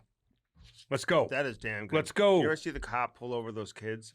They stole their mom's Audi, and they were going 120. The cop tried to pull them over. They don't pull over, so they chase him down. Dude, they're going like 160. Yeah. And they're searching the car. They got the kids in handcuffs, whatever. Like total like rich kids, whatever. And Living next to Ovi? probably on his runs past Obi's house. Obi's. You'd even know that. That's when you know you're rich, when you don't even realize it. It's like my parents live next to Bill Gates. in Seattle. We grew up normal. We're middle class. We're middle class. We grew up normal. Where'd you live? It's like David Beckham's chick. Remember when she came out and was like, my parents, we're blue collar. And he goes, what? You drove a G-Wagon He goes, in high what'd you school. drive? What'd you, Bentley or some shit. What'd you drive, girl? What'd you? In That's high right. school. You drove a Bentley in high school. Yeah. Yeah, exactly. Yeah, you're middle class. Middle class. No, my God, I love it. So funny. That's so funny. But anyway, they were searching his car, and they had all this workout stuff in there. And he was like, what's this Creighton? What's this? He says to the They're kids. like, I use it. They're for-" like, I just use that to work out. What's Creighton? And he's like opening up, smelling it. Well, I will say though, if you know, you know, you know. There's Pringle cans, there's Coke cans, there's all kinds of different things where I know. you'll go like this. I know. Yoink, yoink, I yoink, know. yoink, yoink, kink, I know. and then put the things in. Yoink, yoink, yoink. Firstform.com/Cam and Strick. Andy Use our knows. link and use it today. Andy knows. Telling you. Show us your order. We'll send you an autographed puck. Sure. Hell yeah. I'll sign it. I want some can of Strick pucks. I mean, Yeah, I'll get you those. Yeah. Do you have those? No, I don't have those. I gotta come over to your house. Oh my God. Are you gonna let me in this Not time? letting you in. Andy won't even let me in. If he came to my house, it'd be mimosas and fucking celebratory Mimosas. flowers. I don't drink mimosas. I'd be having fucking a goddamn pedals coming up for Andy. I'd have a fucking red Like carpet. Nikki Glazer was coming to the game. Yeah, like Nikki Glazer's coming to the game. She's such a huge Blues fan. I'd have a red carpet waiting for her. Ladies and gentlemen, our number one fan. They might hire her to break the Blues down. Nikki Glazer. Never mind. She's not here. She's in Winnipeg. Hey, our number one fan, Nelly. Nikki, who was your favorite player growing up? Dude, if she put a Winnipeg Jets jersey on, nobody would even think twice. But she does it while the Blues are in town playing the Jets. Like, what is going on here? She's a huge fan. How dumb is she? She doesn't even know that's a How team. dumb is she? She doesn't even know that's a hockey team. Come on, Nikki. Huge fan growing up. Illinois Recovery Center. Right there in Swansea, Illinois, baby. Where? Swansea. I'm going to do a podcast with Chrissy tonight. Chrissy's podcast. I'm going to be doing that. So check that bad Nice. boy out too. We will That's check in it out. Swansea, Illinois, right across the river, man. If you guys need help, you need help. I had a guy reach out to me yesterday about his friend. I'm waiting on your friend. I know he listens to Bill. I gave you my number. Text me, man, and I'll talk to you, and I'll get you in touch with Chrissy and all the guys over there. Chrissy, Eric, and Jacob over in Swansea, Illinois. It's called the Illinois Recovery Center. They want to help you. They will help you. Yeah. You got to help yourself. It's like we talked about with Ken Daneyko on this, but that's in Swansea, Illinois. They love you. They want to help you. And that's all they do in fucking life is help people, man. That's the Illinois Recovery Center. We can And give you if the- you're listening to me right now, who I'm talking about, I gave you my number. Reach out to me and do it quick. And we can give you the path too. Yeah, I'll give you the path, dude. You see these jerseys behind us? Why is the C over there? No, this is yours over here. Yeah, Yeah. Andy's the captain. I am the captain. Do you know that a band created these sick jerseys, by the way. I got to give them a shout out. And they use the promo code Andy10. Oh, really? Yeah, so Good for you. I mean, you have two options, promo code Andy10 or Cam10. Yeah. Use either one of them. JerseyGenerator.com, baby. Check out their Instagram and everything else you're looking for. Jersey Generator. They do all types of jerseys, man. Look how nice this is. I'd wear this during a game. I know. I'm gonna put one on my studio, dude. I'm gonna take that one and put it in my studio and hang it up. Yeah, I'm gonna take that Oh, one. mine has a fighting strap. Yours does? Oh, should. You're a Tie down, baby. so Andy talk about his fighting days. I got in a fight. Andy's gotten he did everything in life. I got in a fight one time against Kirkwood at Oh, Queenie Park. toe to toe, probably. You switched. I think my lip was like a little bit bloody, yeah. and I heard about I had that. it in my chin strap, and I just never like cleaned it off. It felt so bad. God, I heard about that. People were talking about that. I think I was They're like still 11. I talking think I was about that. 11. It was like the malice. People talk about your hockey. It was career. like the malice in the palace. Everywhere I go, they talk about Andy's hockey career. Everywhere I go. Everywhere I go, I can't get away from it. JerseyGenerator.com. Get your jersey made today. Put your logo on the jersey, just like you can do a True Float, TRU Float. They get the best coolers, Summer's here, heated baby. Let's chairs. go. It's river season. I'll be out on that river very, very soon, actually. Getting With my harassed. Okay. Well, I'll have my True Float coolers, so my drinks will be cold. Do I I'll know need you that. Do I need to go with you? Sure. 100%. You're more than welcome. I don't want to. I just want to save you. Like I want to. No, you should come. With you and your True family. Describe True Float coolers. Shit kickers, baby. From where? Alberta. Let's go. That thing will fly out of your truck at 90 miles an hour, and And a what beer won't happens? even fucking spill out of the damn What thing. would happen to a Yeti? Shit, that thing will break apart like no other. Why? Bunch of pussies. Yeti? Use Eddie, just so you know. Really? I'm just telling you. True Float's shite kicking, baby. Dude, they have Big these difference. heated chairs that are ridiculous. Check out their Instagram, True Float, TRU. They're from Alberta. You put your business logo on the cooler, on the chair, whatever it is. Cooler. Cooler. I can't wait, man. It's summertime, baby. Let's go. Hell yeah. Blue Note Roofing. Yeah. Our boy David Novak, 314-920-5713. All he does is work and go to hockey games, man. That's like, It's a seriously, great life. it's unbelievable. He works literally 20 hours a day, Yeah. and he still goes to games and supports the Blues, Yeah, man. We he's the love best. him. He's He's the damn best. good. Roofing, gutters, Fascia. sofa, fascia, Fascia. siding. They do it all, baby. Let's go. Siding is huge. I love it, Siding man. is huge. Yeah. Yeah, your siding gets messed up, man. Well, Especially it those does in the windstorms, too. weather. In the weather. And the weather. Your downspouts, all that stuff. One thing gets kind of funky on that, man. You could have a huge water disaster just piling up next to your house, and then that seeps into How's your the basement. weather? How's the weather? The weather's pretty damn good today. I'll tell you that. I might barbecue today. At Bellman, you get no. Swinging dicks. Told you that a million times. Don't fuck with me. Don't fuck with me. No swinging dicks at Bellman. Located. In Troy, Missouri. Buick GMC on one side of the street, Chrysler Dodge Jeep Ram on the other side. Cam's looking at I that need a pink new Jeep, truck. small wheels, 2-door, soft top, Danny boy, flames on the side. Danny. Nothing wrong with that. Danny, I need a new goddamn truck. I might have to come out to Troy. Try. Missouri. Kenny will hook you up. Kenny, you better hook me up, boy. Dale, God dang it. Get back to work. Mm-hmm. We love you guys out there, man. We love you in Troy, Missouri, baby. Best, Bellman, what's man. up? Love you guys, man. They'll give you the sushi and flavored water. I when need you a go new in truck, there. though. So if you're hungry, they'll hook you up with I that want a too. shit kicker. Did you hear what I said? Mine's getting old. You hear what I said? No, I need a shit kicker. They'll give you sushi and flavored water. That's funny. Okay. Type B personality. That's what it is. It's unbelievable. No creativity at all. Type. Seriously, he's a type B What's fucking type A? me. Creative. Thinking of different things. Swinging dicks. All that stuff. Okay. Type A. No. You're type B. You know what type A is? When you can stick handle and dangle with that dangle bar from Bolt Sports. Okay. I know. I'm That's type great A. because you got to have creativity on the ice too. You want to be creative on the ice. You want to have a type A game. You need Bolt Sports. and I you agree need- with that. You need the dangle bar. Yeah. You don't want to be a type B player. You don't want to be type B in anything, I don't think.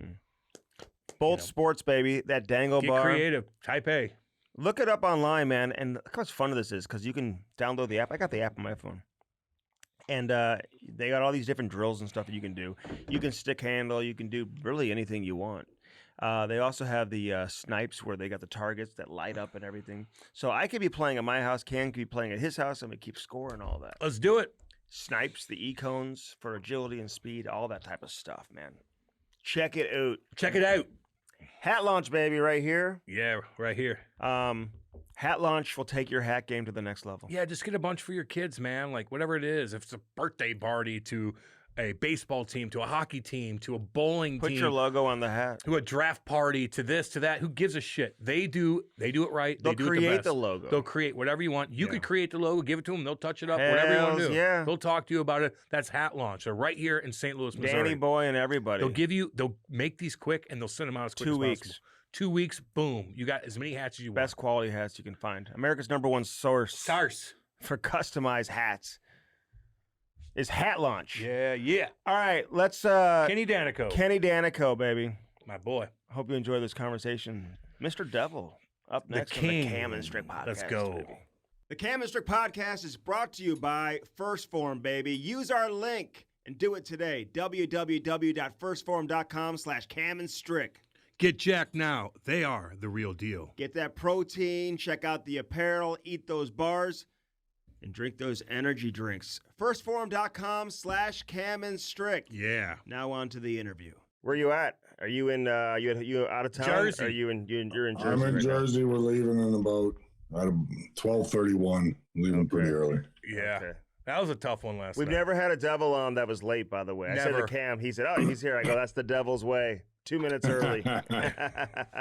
Yeah, now we're so. I mean, it's not an excuse. It's reality. I mean, we're missing 6 of our regulars. It's tough. I know. We'll talk about it. Yeah, we We'll just talk hit about go. it. We just hit go and we record, Dana. We don't waste Yeah. any time, man. So yeah, how you doing, dude? You look good. All good, brother. All good. Plugging away, man. Plugging away. Winding it down here. Hopefully, we can extend it with a miracle, but we'll see. The longer the season goes, like, do you kind of get drained out too? Yeah, I mean, it's a grind still traveling, but I love it. I mean, I've been here 41 years for crying out loud, so And the Devils travel. have treated me like gold, so I'm very fortunate and grateful. I mean, been there since 19 years old and 61 now, so been with the organization a long time. Yeah, man. The All right, travel's not and I'm bad though, lucky. man. What's that? The travel's not too bad in Jersey. Shit, you stay in your same. You're sleeping in your bed a lot compared to other teams. Yeah, some other teams have a lot more, certainly travel miles along the way, but it's still a grind. We had some long ones this year. It felt like a little different this year for whatever reason. Maybe that's my age. I don't know. No, it's the condensed schedule, man. It's Damn because of right. the four nations. Oh, I mean, good point. Good You know, point. yeah, a lot of people have been going through it. Like, it has not been an easy season. No. I give the players credit, man, because they find a way, to play like basically every other day, 5 games in 8 days, whatever it Yeah. is. It's been crazy throughout the year. They have to be well-oiled machines, no question. I mean, it is a grind, but that's why you play, right? And that's why you love it, and especially this time of year, the playoffs. Nothing like it watching late night Edmonton, LA, and anything can happen, right? LA has a stranglehold on a 3-1 lead, and whoops, before you know it, it's tied at 2. That's what's great about it. Hey, what do you call that system they play? Is that like Yeah. is that a 0-5? Is that what they play in LA? Come at me. We're gonna have everyone waiting for you at the blue line. Well, I'll tell you, it worked in 2012 when they steamrolled as an 8th seed and Oh, beat the Devils. I mean, they relied a lot on quick and just great structure. So obviously, but probably a little tentative. Hey, everybody defends differently, and sometimes when you sit in your heels a little too much, that's what happens, right? Especially against a team like Edmonton with the firepower they have, and that Dreisaitl's a pretty special player, man. If he's not the best player in the league, he's right there, right? I know somebody said last night we were talking about like the Hart Trophy because everyone wants to hand it to Hellebuck, and he's Yeah. like a storyline around here right now, Dano. Yeah. It's like, I and guess it's like I that's- don't know, man. We're like, you don't watch him every game, but like Hart Trophy, really? Like, but no one had that 150-point season this year. You didn't have Matthews scoring close to 70, so there's no clear-cut guy. But you bring up McDavid, and somebody brought him up last night, Draisaitl. Sorry, Yeah, and somebody yeah. said, well, he's not even the best player on his team. It's like, okay, well, I mean, he's right there with him. I mean, he may not be McDavid in terms of hit the flash, but he'd be the best player on your team. hard to say that he's not as good as anybody in the world. Well, they have that luxury, right? When you have a dynamic duo like McDavid and Draisaitl, McDavid, pick your poison. Well, they're both pretty special players, and they will their team back into games, whatever it takes. And Bouchard, how about him? I mean, he gets some flack, I know, in Edmonton. I'm from Edmonton. My sister and family are diehard Oiler fans, and my sister will text me sometimes and go, he can't defend. It makes me nervous out there. But all he does is score big goals and make big plays. Right? And he's got a bomb, the Bouch bomb. Put him at forward. Put him at forward. He made an amazing play though last night. I mean, I don't know if he meant to do it. He was like standing flat-footed. Like he was either going to get beat and he was going to get cooked so bad, or he was going to save the season. You know, it was one or the other. He just stuck a stick out and he was able to keep the puck in. But no, he's like. During the game, you evaluate him. Like, he'll make you crazy 1 second and then turn around and, like, score a goal. He's the weirdest, strangest player going right now in the league, Dan. I think you have to live with that because of his special talent, special qualities. I think he's a great player. He really is, because he's a game changer. Yeah, will he make a blunder defensively once in a while and cost you a goal or two? Of course. But the offensive qualities and just his all-around game when he's on, he's a special defenseman, man. And when you have game changers come playoff time, and the Oilers have, I would consider 3 of them with McDavid, Draisaitl, and Bouchard, and they can win a game single-handedly with their talent and abilities. So I'd take them, I'll tell you that. And I'm a defensive defenseman. No, you're an offensive defenseman, Dano. I watched your highlights this morning. I creeped you out all morning. Hey, listen. Go back and, I have to remind people, and I guess a lot of people can, you probably can say the same in junior hockey or guys that played college prior to the National Hockey League. I lit it up in junior. People don't realize.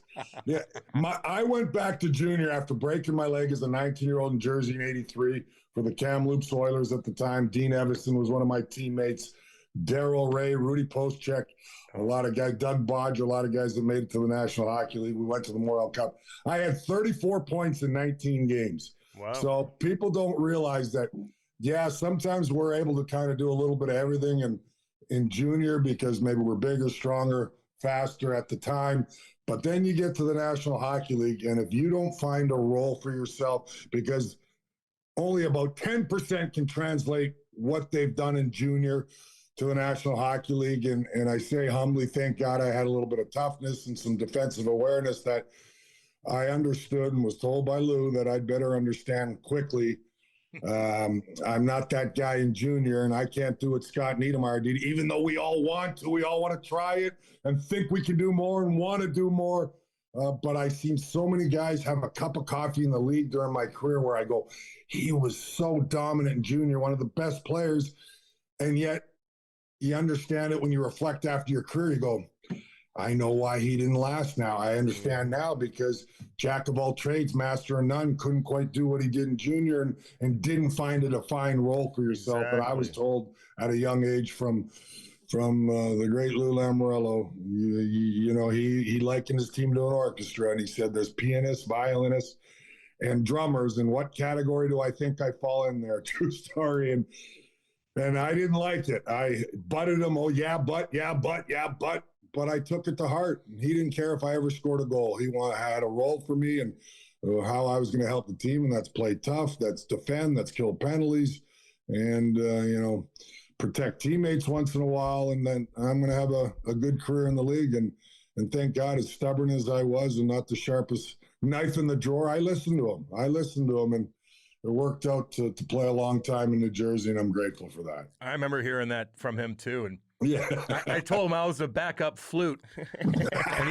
he did say to me, Cam, and he goes, if you want to be a pianist or violinist, I'll call 15 teams right now and see if they need one of those guys. But he did, and then I was walking out the door ready to slam it. I actually threw the chair in this meeting, and he goes, "Oh, Kenny, by the way," and he was very calm. And you know, Lou, Cam, he's like a pit bull. You never know what's going on in his mind. He goes, "If you master that drum, you're going to play 15 years in this league." And just to piss him off, I played 20, and said that in my press conference when I retired, and he remembered the story like it was yesterday, and it was about 15 years later, and he started to chuckle. Oh yeah, That's man. funny. I love it. We had him on. Yeah, He got mad at Cam because Cam asked him what kind of player he was back when he was a player. You know how it is. I fucked up. I go, hey, you did play. What kind of player were you? And he doesn't talk about himself. So mad. He was so mad at me. And it rattled me for fucking 2 weeks. Forever. Yeah, he could certainly do that, and rattle is an understatement, Cam, as you know, playing here. But I loved watching you play too, Cam. Believe me, I say this wholeheartedly. They don't make them like you too much anymore, and just the how the toughness and the team mentality and just what you did for the Devils was great, and throughout your career, really, man. I mean, I don't know how I watch a lot of scraps still. I love it. I'm a hockey nut. My dog's barking in the background here, guys. But I don't know if your dog agrees or disagrees. I think your dog doesn't like me.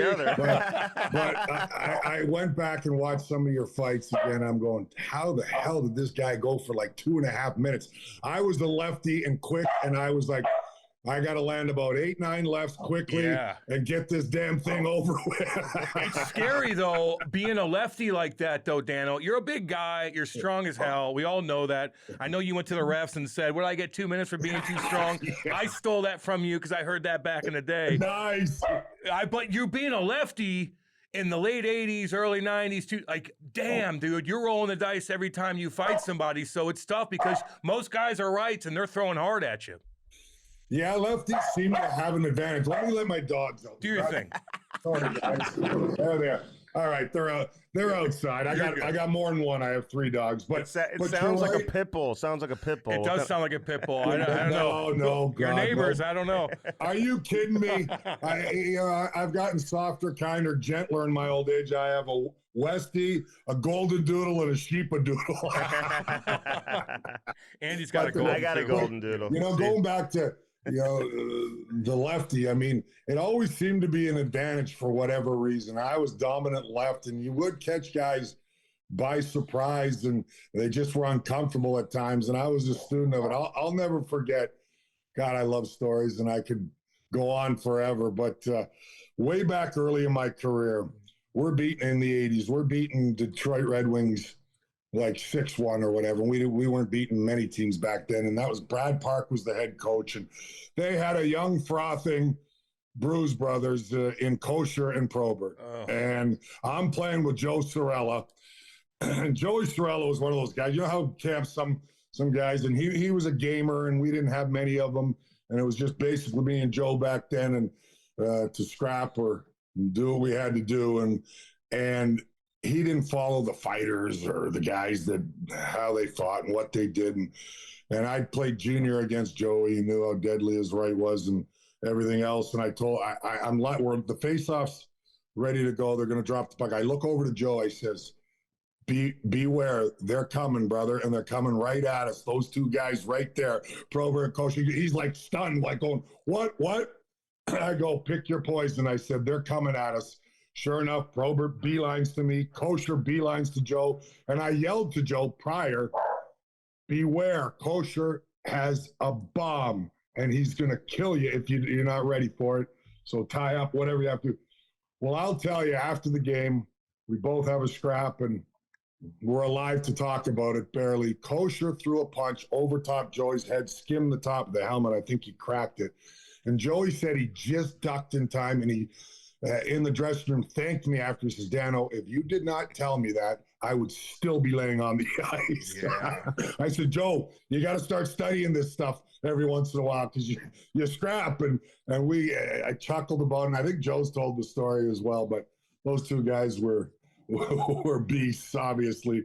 But just to yelling at him, he's got a bomb. Be careful. Well, how do you know? So I credit myself with saving his life. Yeah. That could have gone right through him. But you didn't have YouTube, man. Like, YouTube just started when I was kind of getting going, and you had hockeyfights.com so I could look at all the fights. Like, that was just getting going. But everything's word of mouth back in the 80s, man. Like, what does he do? Is he a lefty? You can't really, it's hard to study him.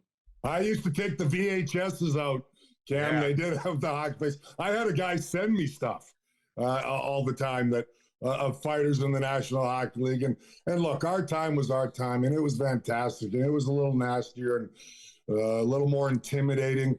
The game's evolved. I love the game now. I kind of gone with the times. Yeah, do I like to see a scrap every once in a while? Of course we do, because it's a passionate, intense game, and it's still the physicality part's a big part of it. But just not like the day where you knew if you were down 4-1 and you were somewhat of a fighter or one of your guys in your team that handles some of that stuff, you knew you better be ready, because there was 2 or 3 thugs coming for you. Damn right. Monsters. Man, from every team, right? I mean, it just seemed, I mean, you say study everybody, but it's like everybody could go. It seemed like every team had multiple guys. Well, the bottom third of the lineup could, and about 2 defensemen, right? Yeah. And nowadays that's kind of evolved, like we said, to all this, beautiful skating, creativity. Guys are so skilled nowadays, and that's pretty awesome as well. So, but yeah, it was fun. I loved it. I people used to ask me, "Were you scared?" I go, "Of course I was scared." Shit, but yeah. I said, on the flip side,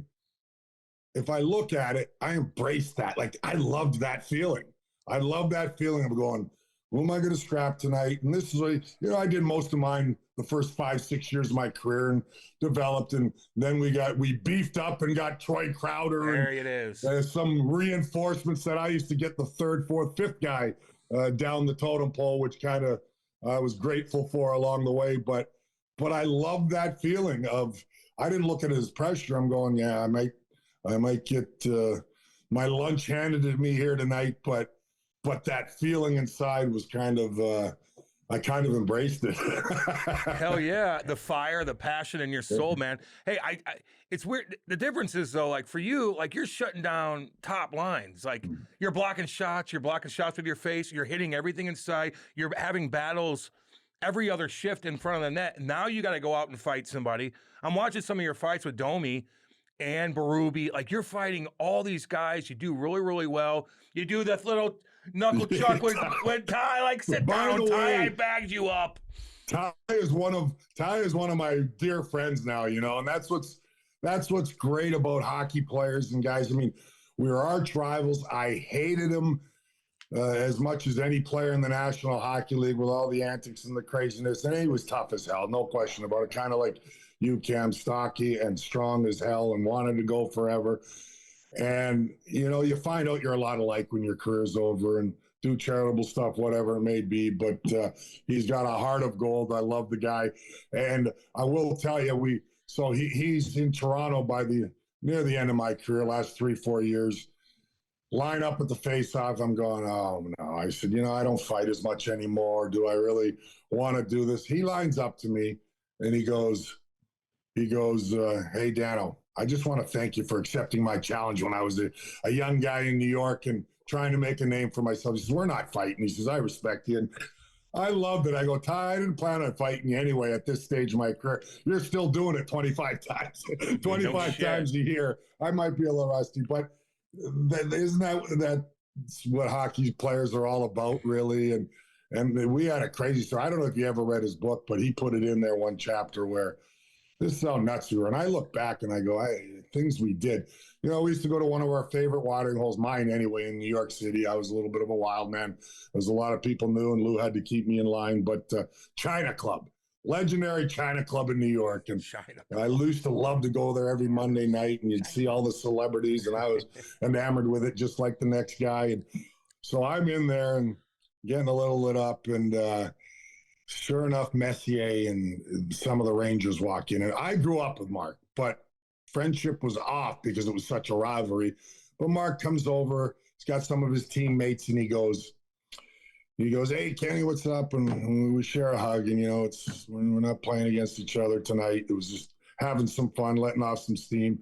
So there's a young Tie Domi, and Mark stirred the pot and said, I want you 2 guys to have an arm wrestle. He says, Kenny, you're one of the strongest guys I've seen growing up. He was like a mentor of mine and known him since 12 years old. Ty's pretty strong too. And I'm giggling. I'm a little, tipsy or whatever. Okay, whatever. So sure enough, little did I know, Tie Domi had done this as a kid professionally or something. He's like a really good arm wrestler. So he beats me, and we go left, and he beats me, and they were, battles. And I get pissed off, and I end up going across the table. I headbutted him. Wrong guy to headbutt. He's got as you know, a cylinder block. He puts this in his book, and it's hilarious. And we had $100 bet online. Bouncers have to come in. Punches are ready to be thrown. Mark's going, "What are you two idiots doing? This was a friendly bet." And, he was kind of angry about it. I ended up storming out, leaving China Club, going back, going back to Jersey. And then eventually I didn't pay him. And eventually we played them about 2 weeks later. I put $100 in the envelope, sent it down with the stick boy to make sure I paid up. But we still laugh and have great chuckles about it today, as far as how nuts were we really back then doing stuff like that. But what was I thinking trying to headbutt Tie Domi? So I went to practice the next day. I got a goose egg on my forehead like you would not believe, could barely get my helmet on. That's Ty's best story in the book. He thinks that's hilarious because that's what he heard from everybody, that I had a little bit of trouble putting on my helmet. But what Lou say when the you old went? days. What did Lou say when you walked in the locker room with a goddamn goose egg on your head? Because he evaluates everybody when you walk in that locker room. What did he say to you? You know what, Cam? I don't remember exactly, but I think he said something along the lines of, "I don't remember you having a scrap the last few games. What happened to your head?" And, I obviously came up with a great story. I think I used the deer story. I hit a deer, hit my head on the windshield, but he knew everything, and he looked at me, and I had many stories with Lou as far as that goes. But he looked at me, says, "You're full of shit. You know that," because he knew the exact story and what was going on. But he did have some leeway. If you, as they say, played for that logo on your crest, that man is as loyal as it gets, and I wish him the best in whatever his future endeavors are now that he's no longer with the Islanders. But yeah, because he had a lot of reasons to trade me, believe me. But he used to say to me once in a while, Cam and Andy, he'd take me in his office, my annual 2 weeks of slow down off the ice. He says, "But damn, at 7:30 you come to play, or play hard." And I'm like, "Lou, that's me, man." I said, I've got one speed at the time, but I promise you I'll try to curb the nightlife a little bit. Yeah, we'll get into Lou for sure. But I do have a question because you brought up Tie Domi because we had him on. It's interesting that you're oh, hell yeah, that's our boy. And we had Scott, love it, yeah. We had Scott Stevens on too. It's We've had interesting everybody. because you're tight with Ty, but like out of nowhere, he just throws this bombshell and he calls Scott Stevens like the biggest phony in the league, the biggest phony he ever played against. Like, did you ever have to defend Scotty to Ty to be like, hey, because he's got the strong opinion, man. We love Scott Stevens too, man. He had a great season playing in St. Louis when we were kids back then. Listen, I leave that between them. Guys are going to have their opinions. I don't agree with him. I love Scott Stevens. He was an absolute beast, an animal. We needed him on the ice, and he fought plenty of battles early in his career. He was a maniac in Washington. I fought him, and he was like a bear. So, but and without him, we certainly don't win all those cups. But you know what? They have their own feuds, and I can't agree with them. Like I said, I'm friends with both. Even some fans are mad that I'm friends with Ty because of what he has said in the past. But look, that's not for me to judge people's opinions along the way. I just know Scott Stevens was an absolute warrior and one of the great defensemen of the game. And I think people know that in St. Louis as well, right? Oh, yeah. Man, he was aware. And we watched, man. I mean, you know those personal feuds where a guy asks a guy to go maybe and one time or something, he turns him down. And that happens all the time. We've all done it, including myself, where you get a preconceived notion about somebody. So I take it with a grain of salt. But no, that's good. That's good. And listen, everyone's gonna have their opinion. I'm just throwing that out there. But Lou, like now that he's walking away, it's interesting because some of the analysts are like, I wonder what he's gonna do next. Will he try to take on another opportunity? I mean, he's 83. He's in his 80s now. Like, what advice would you give to Lou? Like, what do you think he should do? I mean, it's time to maybe enjoy other things. You can stay in the game without running a team too, right?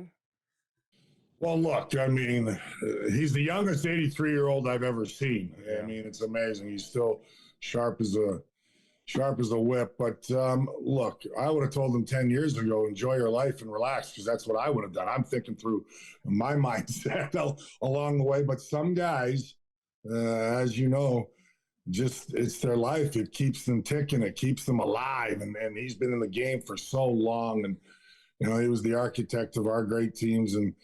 And without him, we don't win all those Stanley Cup championships. So, I mean, I have nothing but wonderful things to say about Lou. Did I agree with everything he did or implemented as far as rules? Of course not.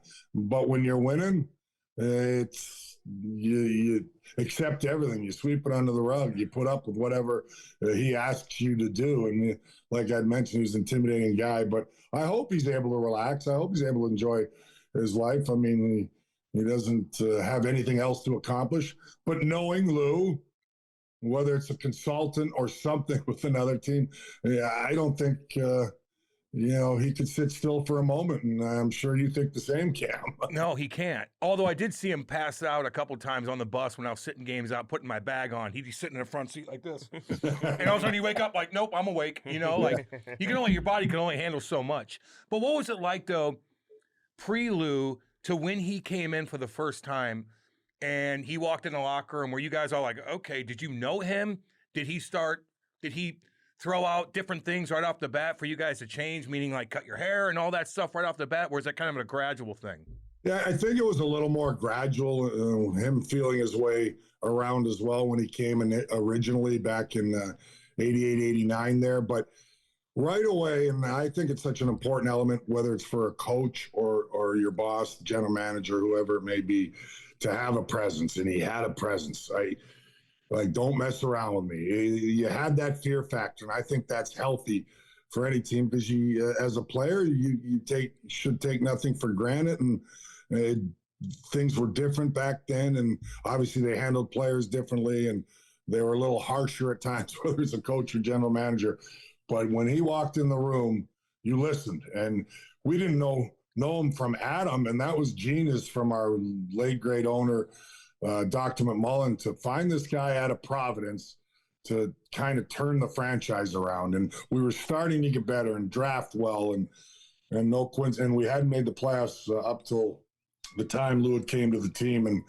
And that year, 87, 88, went on a 7-0-1 run at the end of the season, had to get every single one of those 15 of 16 points just to make the playoffs. And then we won 2 rounds. We kept the momentum going.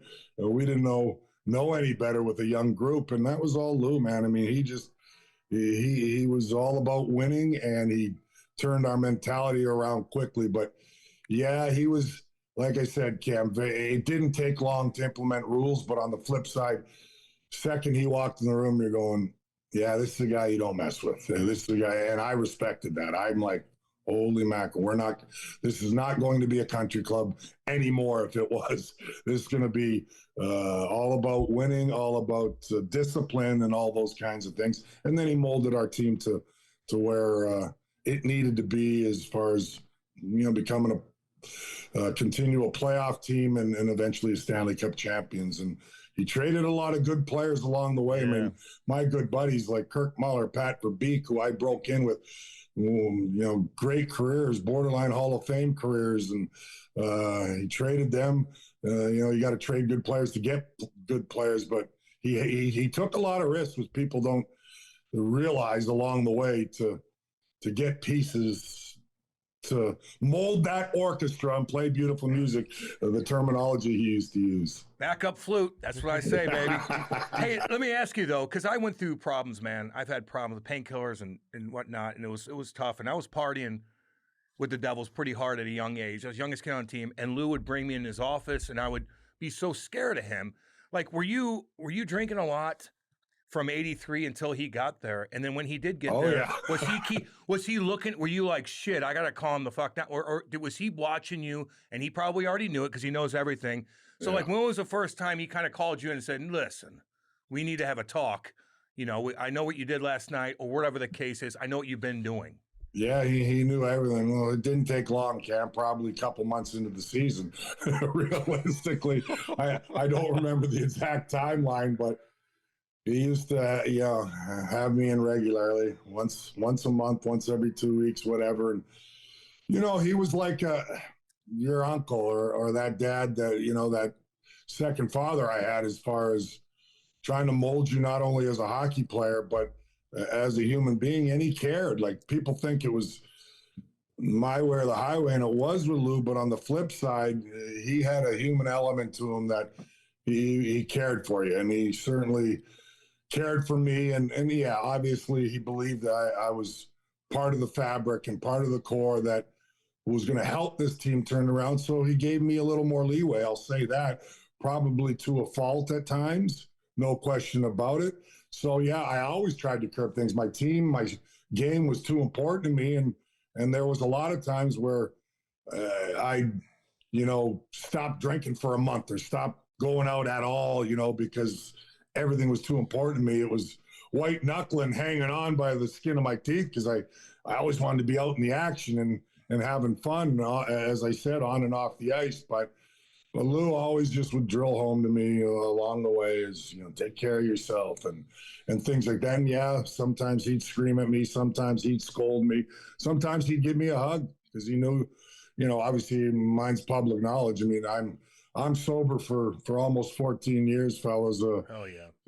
August 9th will be my 14th year of sobriety, and I'm grateful for that. I probably wouldn't be alive if not for that, really.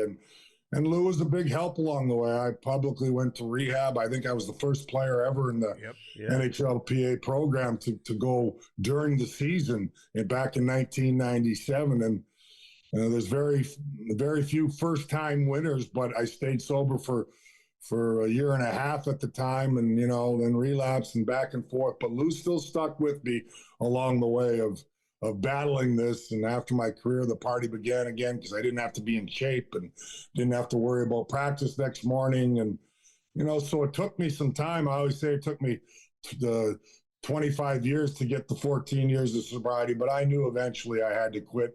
But during my career, I had some discipline, like a lot of hockey players do, that I would stop completely because the game was too important to me. My team was too important. But Lou had been there through, and the owner, Dr. Mullen, who was like a second father to me. I was his original draft pick in '82, and I could do no wrong in his eyes, because he'd always used to say, this guy sticks up for our colors. He wears that logo proudly, Lou. And they used to battle over me sometimes, because Lou was the tough love.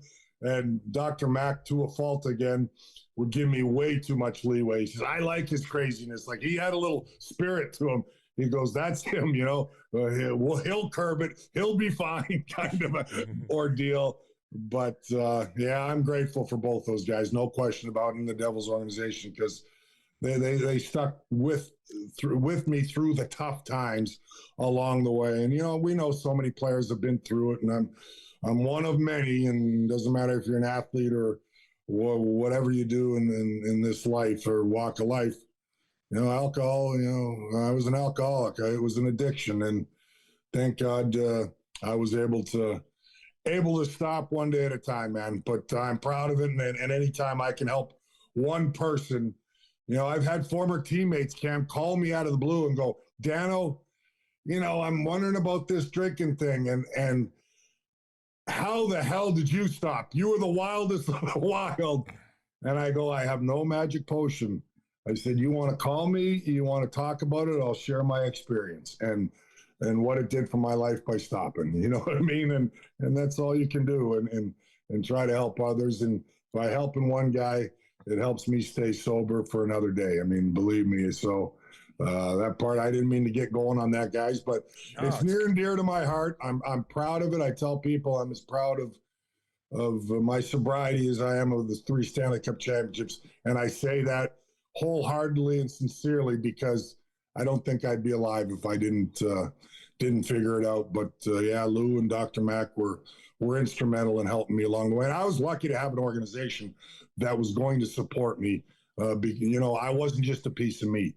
They were going to put up with my my indiscretions, my ups, my downs, because, you know, loyalty is a two-way street, and they felt that I'd been loyal to them, and I don't take that for granted, because that's not always the case. So for you to go public with it, because you're the first one to do that, and you know people were way more judgmental back then. Now it's kind of like they embrace it and they'll embrace you. You know, when you have people are way more sensitive to it.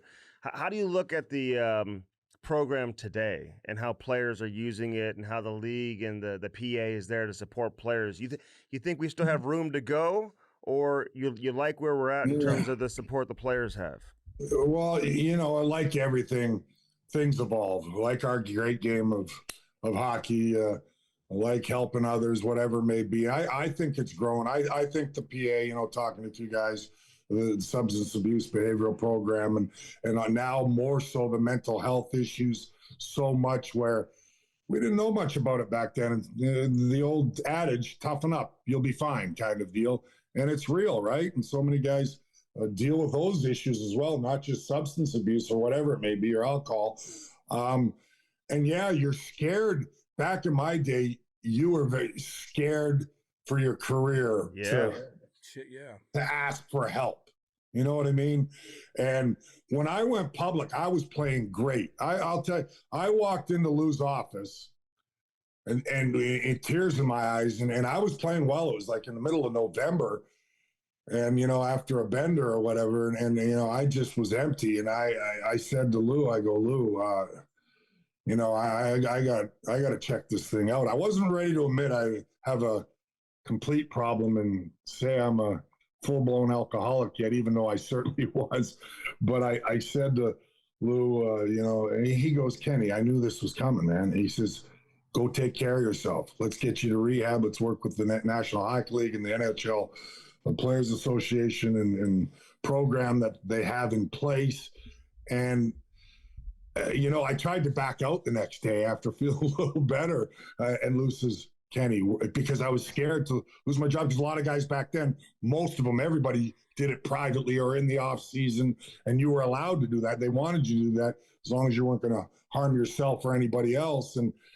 And he goes, step away from the game, man. This is too important for your life. And I'm so grateful for that. And I think nowadays, yeah, players are the key is to ask for help. The key is understand you can't do it alone, do it by yourself. And I think that's evolved and gotten way better as far as trying to help the players along the way. And it's still anonymity, and you can do it quietly.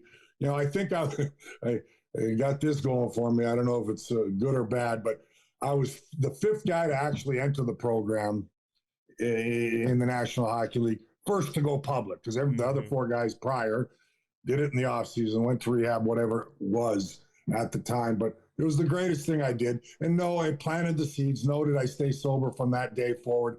Absolutely not. But without it, taking what I loved and was passionate about and cared about, and that was hockey, that was the New Jersey Devils, that was winning, that was everything.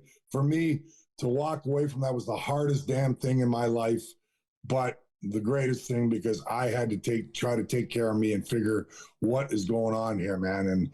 And thank God for the support I had. And I think organizations, I think the league, I think everybody, you know, it's gone to another level as far as really supporting these guys along the way, because they deal with so much of the pressures, whatever it may be, or just addiction itself and mental health, everything, as you guys know. Yeah, I mean, you're an addict, and all of a sudden you look at social media now, and I mean, my God, people could bash you, and if you look at it, like, it could really put you in a hole right now. But like, Daniel, when I first got there in 2002, like, I heard so many stories about you. Everybody talked about you, and they all love you. Not to mention, I go to the damn gas station. People like, I know Ken Daneyko. I hung out with Ken Daneyko. But it's funny. I probably had a beer with half of the state of New Jersey along the way prior to my sobriety. It's so funny. But I remember Scott Gomez telling me, he's like, Daniel, maybe it was Gomer, maybe it was Mark, I don't remember. But they said that you, in maybe the dark days, like, you wouldn't even bring a bag with you. You would just take your toothbrush and put it in the front part of your suit jacket, and that was it. Like, how bad was it? What was your darkest point where you're like, the bender, like, I got up and I'm like, oh my God, I got to stop? Oh God, there was a lot of instances along the way, Cam. I'll go back a couple of years prior to my rehab in '97 when I walked away from the game, and '95 when we won the Stanley Cup. You know, the ultimate goal, the ultimate dream. You know, playing with one organization, going through the dark days where we were winning 17 games a year, to still be in there and being part of a group that won a championship. I had so many great teammates and guys that I love and to this day and respect and have a special bond with. And we finally hoisted, it was my 12th year in the season or in my career.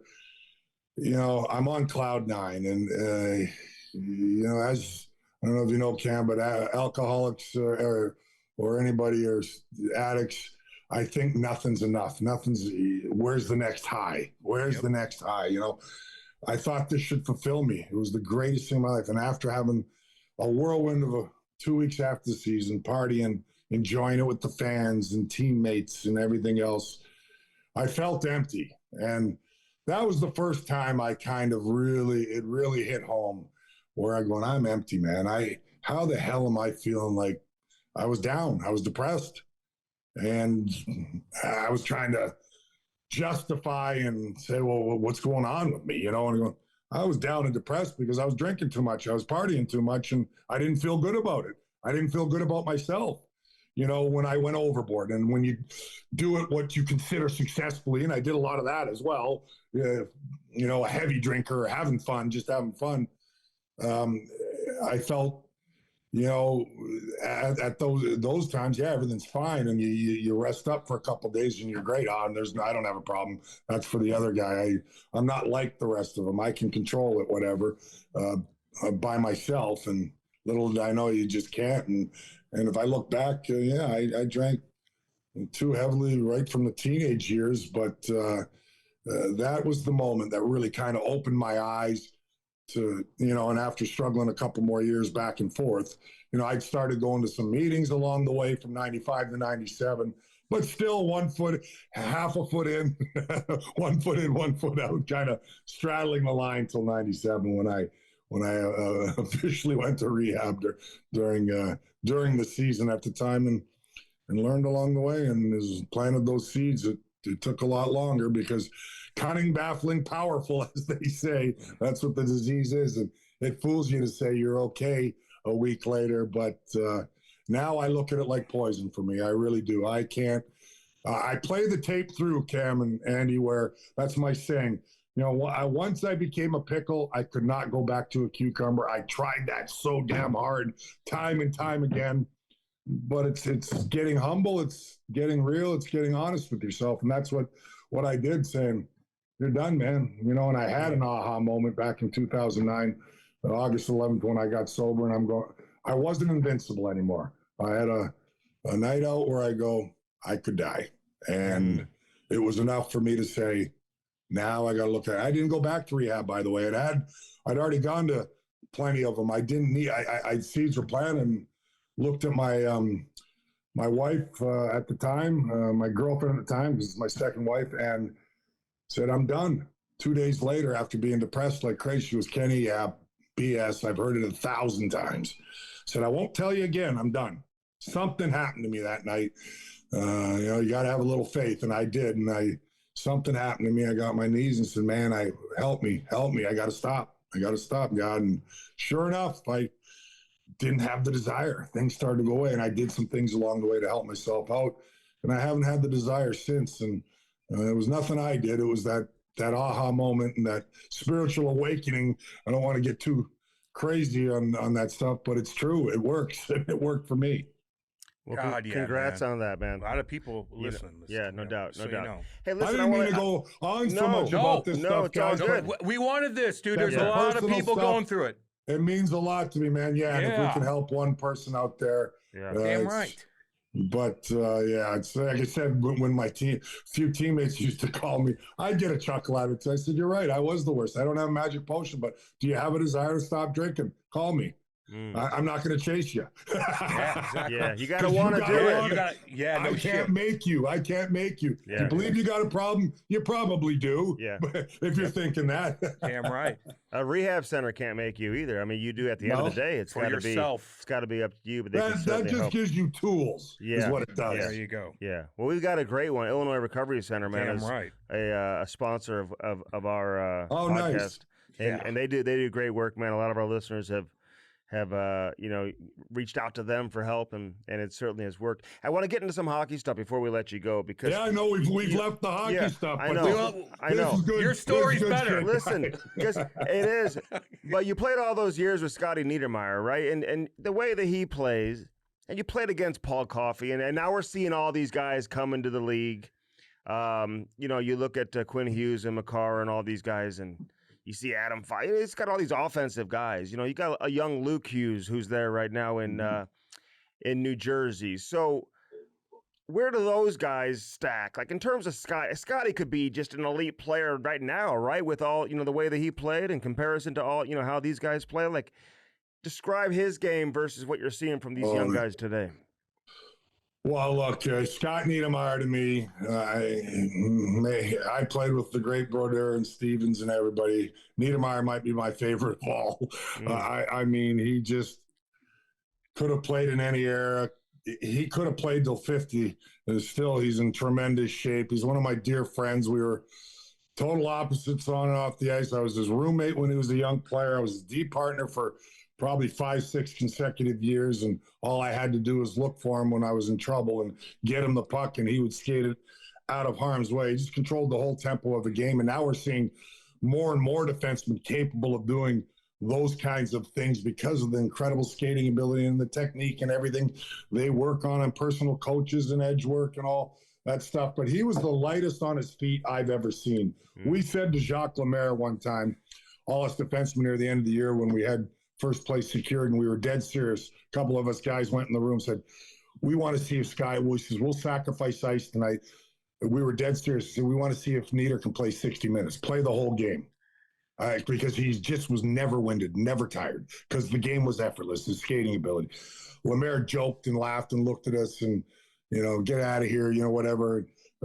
Coach is stubborn. And I went to Niedermayer and I said, Scotty, and he's the most humble guy I've ever met, said, do you think you could play a whole game and play it effectively? And he looked at me, hesitated, and said, probably. And that was his confidence and dead serious. And I'm like, there's no question he could, because he just never tired. And now I don't know if I've seen that in today's game. I don't think anybody I can compare with that. Paul Coffey was so special. I mean, watching him in the early 80s and throughout his career, and Bobby Orr, who revolutionized the game, right? I mean, he was at another level, greatest of all time, still to this day to me. But these young defensemen, the tools they have, and to be able to make decisions at high speeds with the puck too, and make plays is just remarkable. So they're special players. I love watching them. And I always get sometimes fans and ask, well, your time, your era, could you guys play today? And I go, it's comparing apples to oranges. We train differently. The technology is different.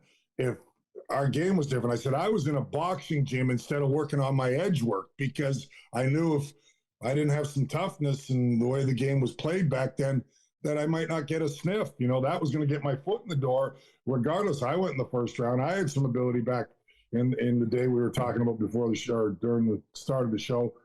But realistically, there was other elements that I had to, handle to get me into the door. And so I say it's just a different time. We would have trained the same way, and I'm sure a lot of guys in my era would have been able to do whatever do what guys are doing today if the thought process was different, like what it is today, the mentality. And I think the game's grown for the better because of that skill, speed, finesse, creativity, all that stuff is awesome. But these defensemen nowadays, I could watch Quinn Hughes all day. He played in New Jersey the last month of the season. They beat us in overtime. He played about 35 minutes. Speaking of a guy similar to Scott Niedermayer, and I'm going, this guy is something else, you know. And Luke Hughes is a beautiful skater, still growing his game, but he was terrific this year. He's a guy that I think can take it to another level. And Cale Makar, well, is there anybody more explosive? I compared one time, I think I said on NHL Network when I was working, I said, I don't throw comparisons around too often and don't take it lightly, but I said, I never compared anybody to Bobby Orr, but I'm going, if there's a guy as close to Bobby Orr, it's Cale Makar. You know what I mean? So it's Dano, special, right? You might have Quinn players. Hughes. You might be able to watch Quinn Hughes every day. That might happen soon. Your lips to God's ears one day, but I don't get caught up in all that. You know, I mean, that guy is. He's something else. We're pretty happy to have two Hughes brothers now. Having said that, we sure could use them in this first round right now against Carolina to break that aggressive play. They're a hell of a team, the Canes, and boy, do we need the skating ability of the Hughes brothers right now to break that pressure a little bit, right? They are pretty good, aren't they, that Carolina team? I mean, no one really talks about them. They haven't really got past the threshold, but they've been consistent for years, you know. Of course, they won in 05. I get all that, but 06, yeah. 06, yeah. But you know, what tell us about that Carolina team. Yeah, I mean, what you see is what you get. You know what to expect, right? There's no secrets. There's no hidden agenda. Hasn't been for years, Cam and Andy. I mean, so you're in the dressing room, I'm imagining, as a head coach, playing the Carolina Hurricanes, and you're going, well, we should be able to have a game plan because we know exactly what they're going to do, exactly how they're going to play, right? And then all of a sudden you go, but they overwhelmed us because of that pressure in all three zones and all four lines playing the same way and shift after shift and just coming at you so hard. They close time and space so effectively that it's tough to play against. So if you're not executing out of your own zone, the Devils were able to do that in Game 3 and played almost a picture-perfect game and squeaked it out in overtime. But if your first pass isn't on, it's over. They're going to be in your zone for a minute and a half, right? Because it's a turnover and they're just a well-oiled machine. They're in sync. There's support all over the ice. I mean, it's not just the first player that attacks. It's the second guy coming in behind and being right in the right spot. The first guy creates the turnover. Second guy's right there. Third guy's support. And the F3 is getting the puck in the high slot for a scoring opportunity. It's like clockwork, but you can't defend it at times.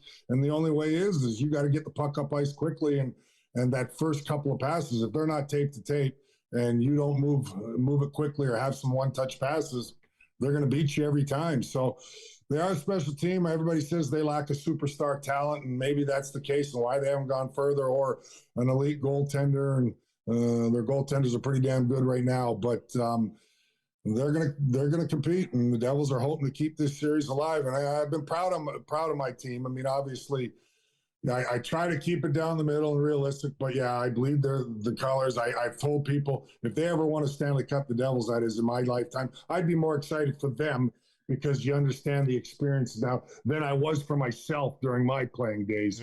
But it's not easy. But they're playing with heart, and it's not an excuse. It's reality. Well, they're depleted. I mean, they're missing 3 of their top 6 defensemen. They're missing their star player.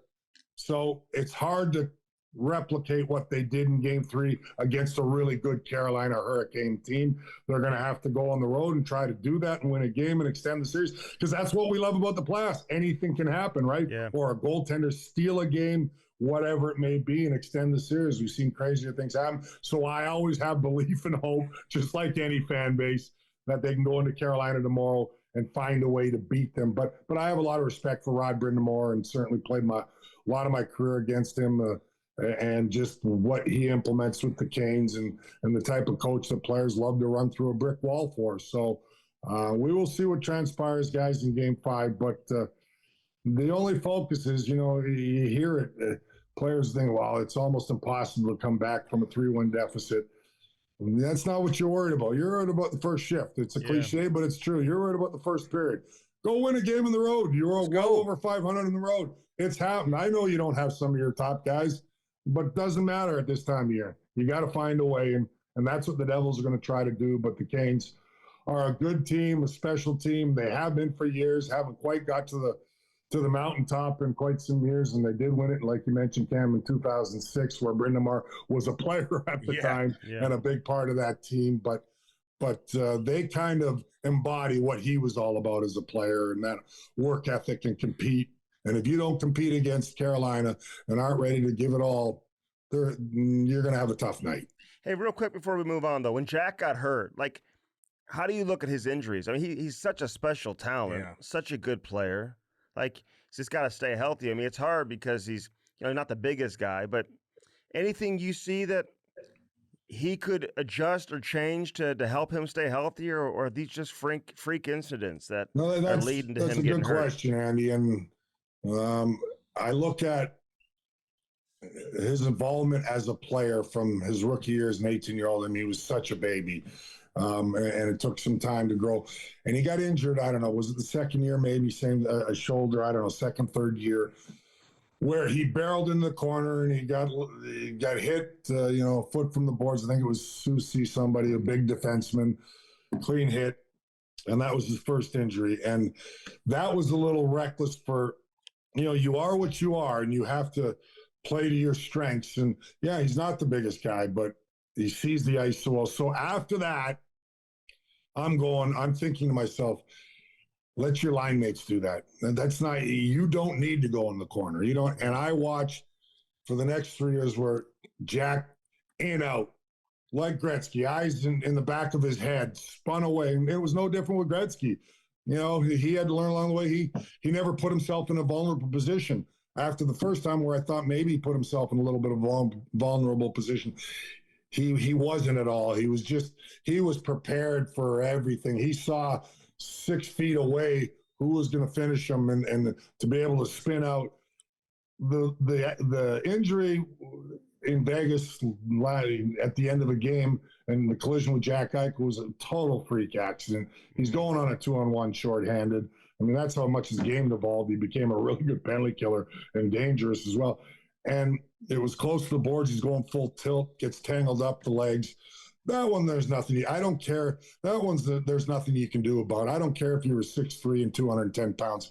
The same outcomes probably what would have transpired along the way. So I don't worry about that with Jack. I mean, look, he's that special talent, that guy that the Devils need, and you just hope he can stay healthy like all the players. I mean, look at all the guys that have gone down for us now.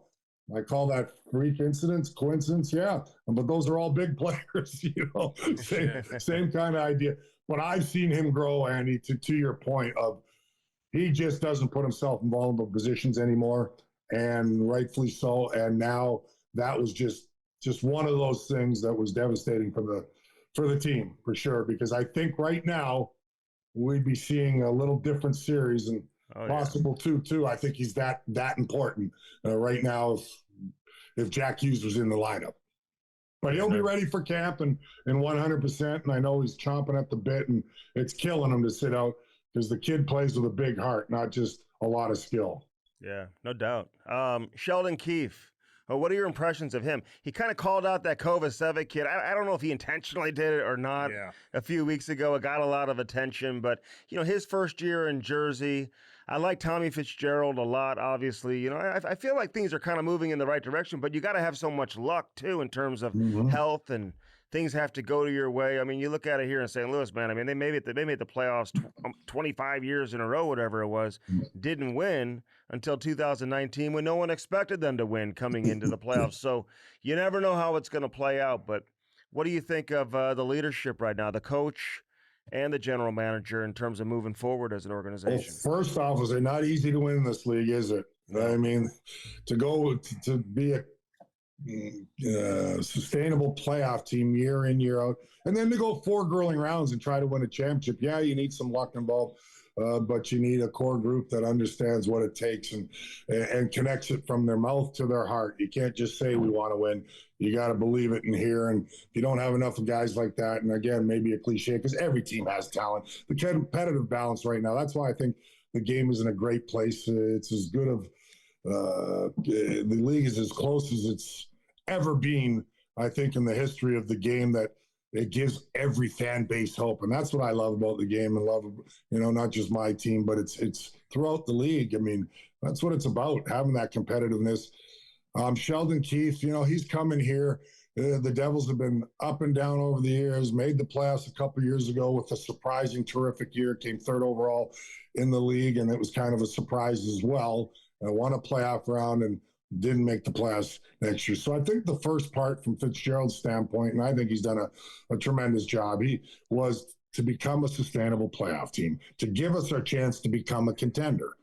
The season started great the first half, obviously injuries and whatnot, and they weren't quite as good the second half. No excuse. They had to be better, but it happened. But they still found a way with guys going down, in particular Jack, to be a playoff team. I thought it was important for them to get in this year. And Sheldon Keefe, I've really enjoyed him. I've liked his message. He's a no-nonsense guy. He holds them accountable. He expects a lot from them. So I think he's done a good job. I think he's really taught them play away from the puck as well, and understand that. And now where we had some trouble scoring goals with some of our guys out, trying to balance that out to understand Fitzgerald added some beef in the offseason, especially on the back end. He felt we needed more beef, guys that could end plays, guys that could box out. And he did that. And that's why the first 40 games were going so damn well. We were one of the better defensive teams all season long. The year before, we were West Coast offense. We were go, baby. I mean, it was fun. It was exciting. Now I think we're trying to balance that out. And I think Tom along the way is going to see, well, maybe we got to add a little more skill element again, because our bottom six might not be talented enough right now. And again, injury is part of it, no question about it. But that's the nuances for general managers, is trying to build a winner. It's not easy, right? So every year is not going to go smoothly. But for me, in my opinion only, is you want to be a sustainable playoff team to give yourselves a chance. And I think they're getting there. And I think Sheldon Keefe is the right guy to lead them. I really thought he has done a good job thus far, so far. And from a coach's standpoint, they'll never make excuses. But, man, sometimes you can only do so much behind the bench. But if you're missing 6-7 guys, that are key pieces, it's tough, right? I mean, no shit. But what I love about our game, we never make excuses. Coaches don't, general managers don't, players don't. And they're going to say, no, next man up. We've got to find a way. And that's true.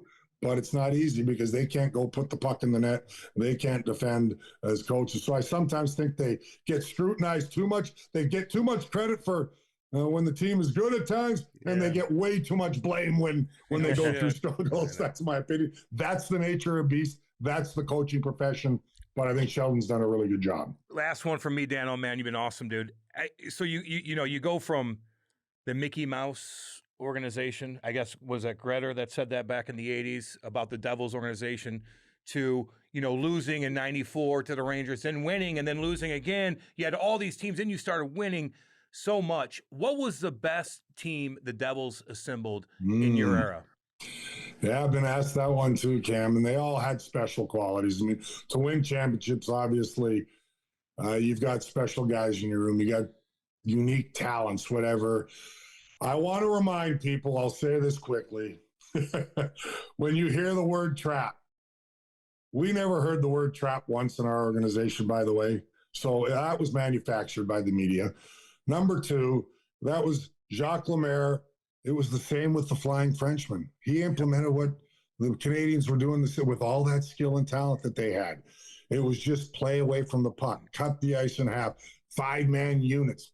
No different than the Carolina Hurricanes right now, even though we pressure a lot. We probably did more of our attacking in the neutral zone and created a lot of offense off turnovers. But I want to remind people that nobody ever looks up. Go look up 95 to 2003. We were top 5 in scoring almost every year.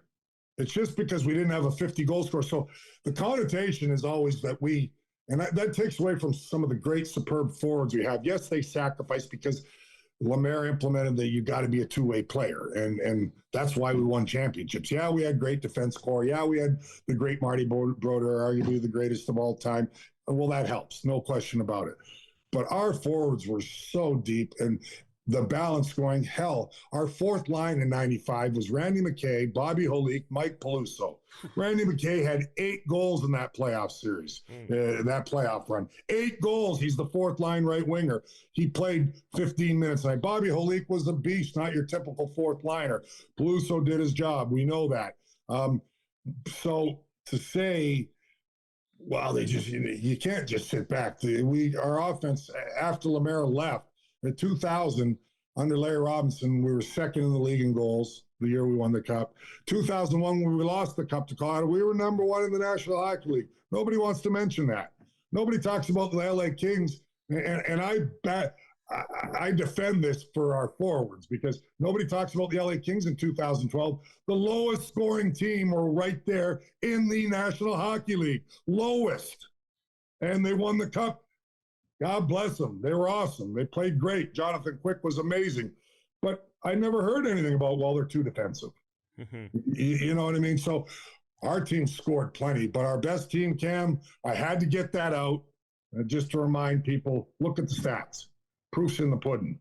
It wasn't just sit back. It was, we knew how to defend, and the great Patrick Eliashes and guys like that.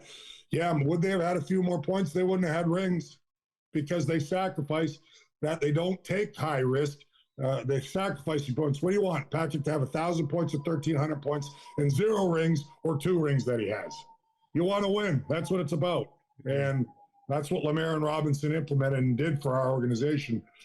2000 was the most skilled. We were stacked, loaded for bear. Best D-core I've ever seen assembled on the back end. 4 great lines, had the A-line, Arnott, Sikora, Eliash. So maybe it's not the Draisaitl, McDavid kind of flash and dash and names, but they were unbelievable. But that team was so good, so deep. Madden, Pandolfo, killing penalties, scoring goals. They were a dynamic duo. I can go on the list, but obviously all the Hall of Famers we had who were our core guys, Niedermeyer, Stevens, Brodeur, these guys were special, obviously. Scotty knocking guys out, by the way. Yeah. Oh my God. I mean, the Korea hit. Could you imagine the Korea hit in today's game? 2003, yeah. And then he came back in and scored. Like, if that happened today, I mean, they wouldn't let him near the bench. They would hide his skates. That was one of the most courageous things I've seen from a hockey player ever. Paul Kariya, by the way, after that hit. And yes, it was legal back then. Get over it, people. That was the game. We know more about head hits and concussions, and the league's done a terrific job of curbing that now. That's what they do because we know so much more. But it was a different time, different era. Was that a harder hit than the Lindros hit? Which one was harder? Or Kozlov? Jesus, Dano. You're comparing apples to apples there. They were both devastating. Oh, my God. Believe me, or Kozlov, you're right. But or the hit on you when he was in Washington and he flipped you over in a neutral zone. Hey, Cam, I just lifted I'm in his top 10 hits. Yes. Yeah, I know. I've seen it. But I didn't get injured, thank God. I did a 360.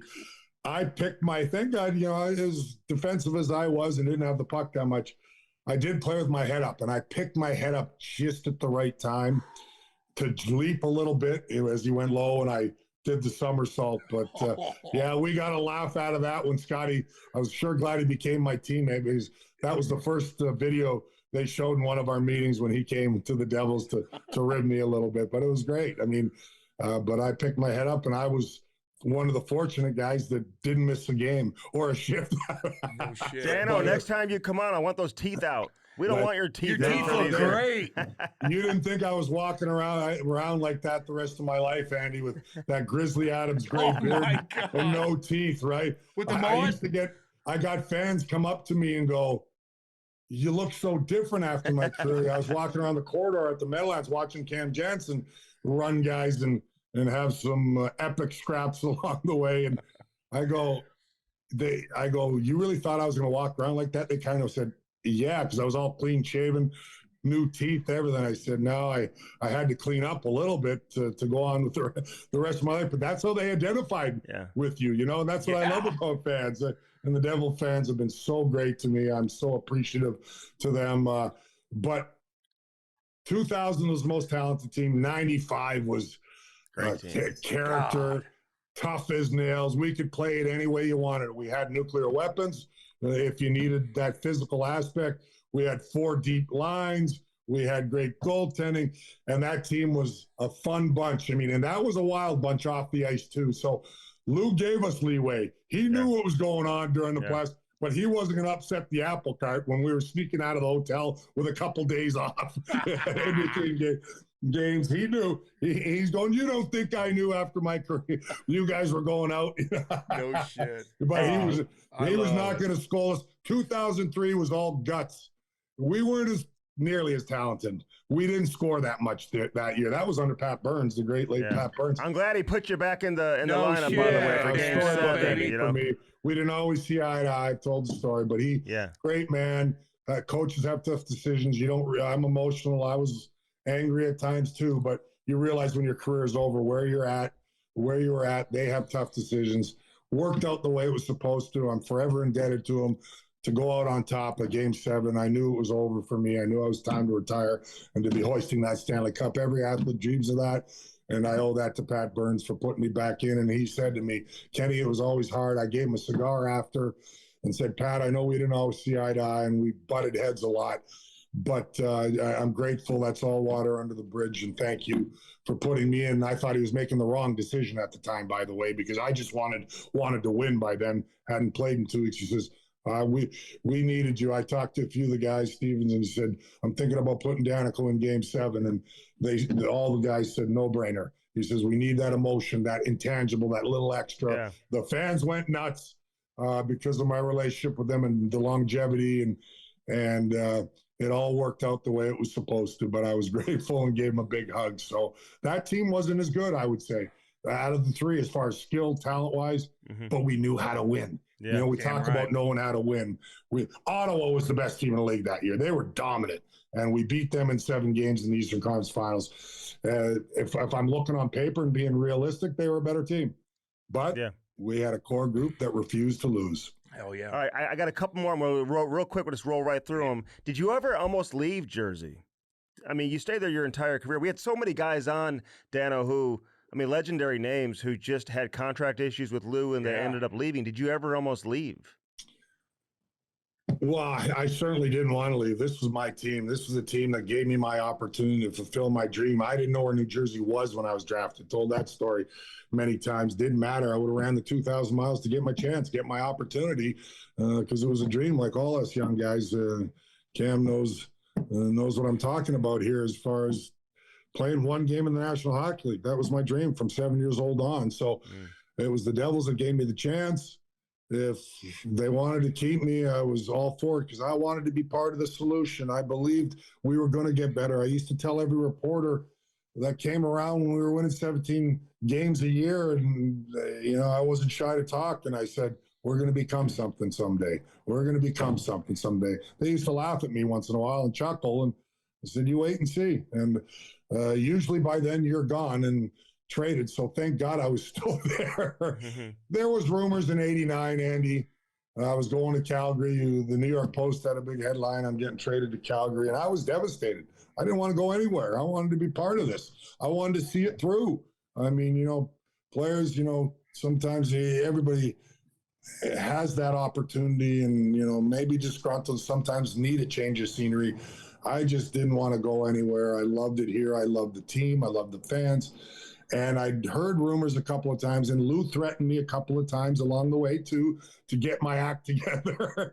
He goes, you don't straighten up, there's a few teams I could deal you to, And he told me after my career, Kenny, I wasn't trading you. I just, he said, I had to give you a little shock factor, and he scared me enough, and he would scared me straight a little bit because it meant that much to me.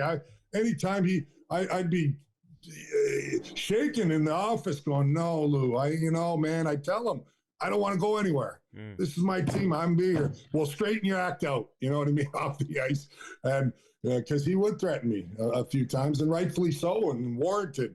But I'd only heard back right in early Lou's career, Calgary once. I was going to Calgary, and even though it was out west and where I'm from Edmonton, I'm going, no, please. And they were a great team and everything, but I was like, I just didn't want to go anywhere, guys. This was my team. No, I love it. And listen, a stay-at-home defenseman, tough defenseman. You have your jersey retired. I mean, I don't know if we'll ever see that again. In the modern era, I mean, if you don't put up, historical numbers, it's just hard to get your jersey retired. Played in that game. So, who's a guy in the league that is you? You know what I'm saying? Like, doesn't get a lot of attention, but he plays hard, and you really respect his game. Maybe doesn't put up the points, but he's been doing it for a long time, and you really love watching this guy play, and he deserves more attention than he gets. Is there a guy you can think of? Man, well, the game's like we said, guys, is really involved. So there's not as many as there were in my day. I would say overall there was plenty of defensemen in my ilk. But I will say, Andy, that's something about it. And remaining humble was the greatest honor to have my number retired. Mm-hmm. I look at the other 4 guys that are up there on the rafters, and highly skilled and great players and teammates, and love them to death. But what I tell young players once in a while is say, you work hard, you dedicate your life to a team, you're loyal, you believe in one thing and to help your team win. You can get those kind of accolades. I played the most games in Devils history from a guy that wasn't nearly as skilled as a lot of guys, and I understand that. I get it. But I understood my role and who I was and what I had to do to help my team win. That's all that mattered. And never mind the stats, this, that. It was about W's to me. That's all all I cared about. So to have my jersey retired the same year as Scotty Stevens, second after him, was the ultimate reward. But that hard work pays off. That's the bottom line in any walk of life, right? And that's how I look at that for sure. Guys molded into my type of a Brendan Dillon, kind of along that way. I'm just looking at Bogosian, Tanev, one of these type of guys. Tanev, absolutely. That stay-at-home, shutdown guy. Mm-hmm. Jacob Slavin, even though kind of different players, but same mold of take pride in your defensive game. Maybe he's a way better skater, not as physical, but he's got one of the best sticks I've ever seen in the game. He made a great play last night. Markstrom should have made the save, but it was a great shot. Yeah, well, they from the corner. How many goals do we see like that, guys? I said the same thing. Well, he'd want to have that one back, the old saying. But having said that, you surprise goaltenders. 100%. If you take that shot 10 times, you're not going to hit it. But we see dozens of them a year from an impossible angle where there's this much to shoot at. And that was the only play. It was his only play, really, from there. Yeah. He didn't have anybody going to the net. So I sometimes nowadays are going to give goalies leeways. It's perfectly placed. You surprise the goaltender. Yeah. It happens too often not to believe that. Everybody says, well, he should be hugging his post. Well, yeah, exactly. He wants to, but it's a perfect shot. Perfect shot. He could try that. He could try that 100 more times, and it probably doesn't go in. Old school. I have respect for too. Is the Luke Shen. You know what I mean? As far as physical tough, does whatever he needs for the team. Lefty, pretty good scrapper, yeah. But they broke the mold certainly off the ice, fellas. They don't have Hey, you know who I like? A young defenseman that's in the mold. I would say he's got a long way to go in his career, but is that Bichel in Dallas? Oh yeah, he's number 6. Bone crisp. Bigger than I was, but similar style. It hits everything in sight. It looks like he's going to be that shutdown guy, and he's an interesting project for me to watch. I want to see where he's at in 5 years. Yeah, no, you'd like that Tyler Tucker in St. Louis too, man. He got hurt yesterday, but there's some of these guys that come in and they can all play nowadays. You can't compare anyone to you because they all come in, they all have this amazing offensive upside too because they're skating or their puck skills and whatever. It's like I don't know if you can make it to the league just being a shutdown guy anymore. You got to have so many other intangibles. The more it changes, Andy, I always say, even I discussed this with some general managers along the way, my buddy Billy Guerin as well, and who I love, doing a great job in Minnesota.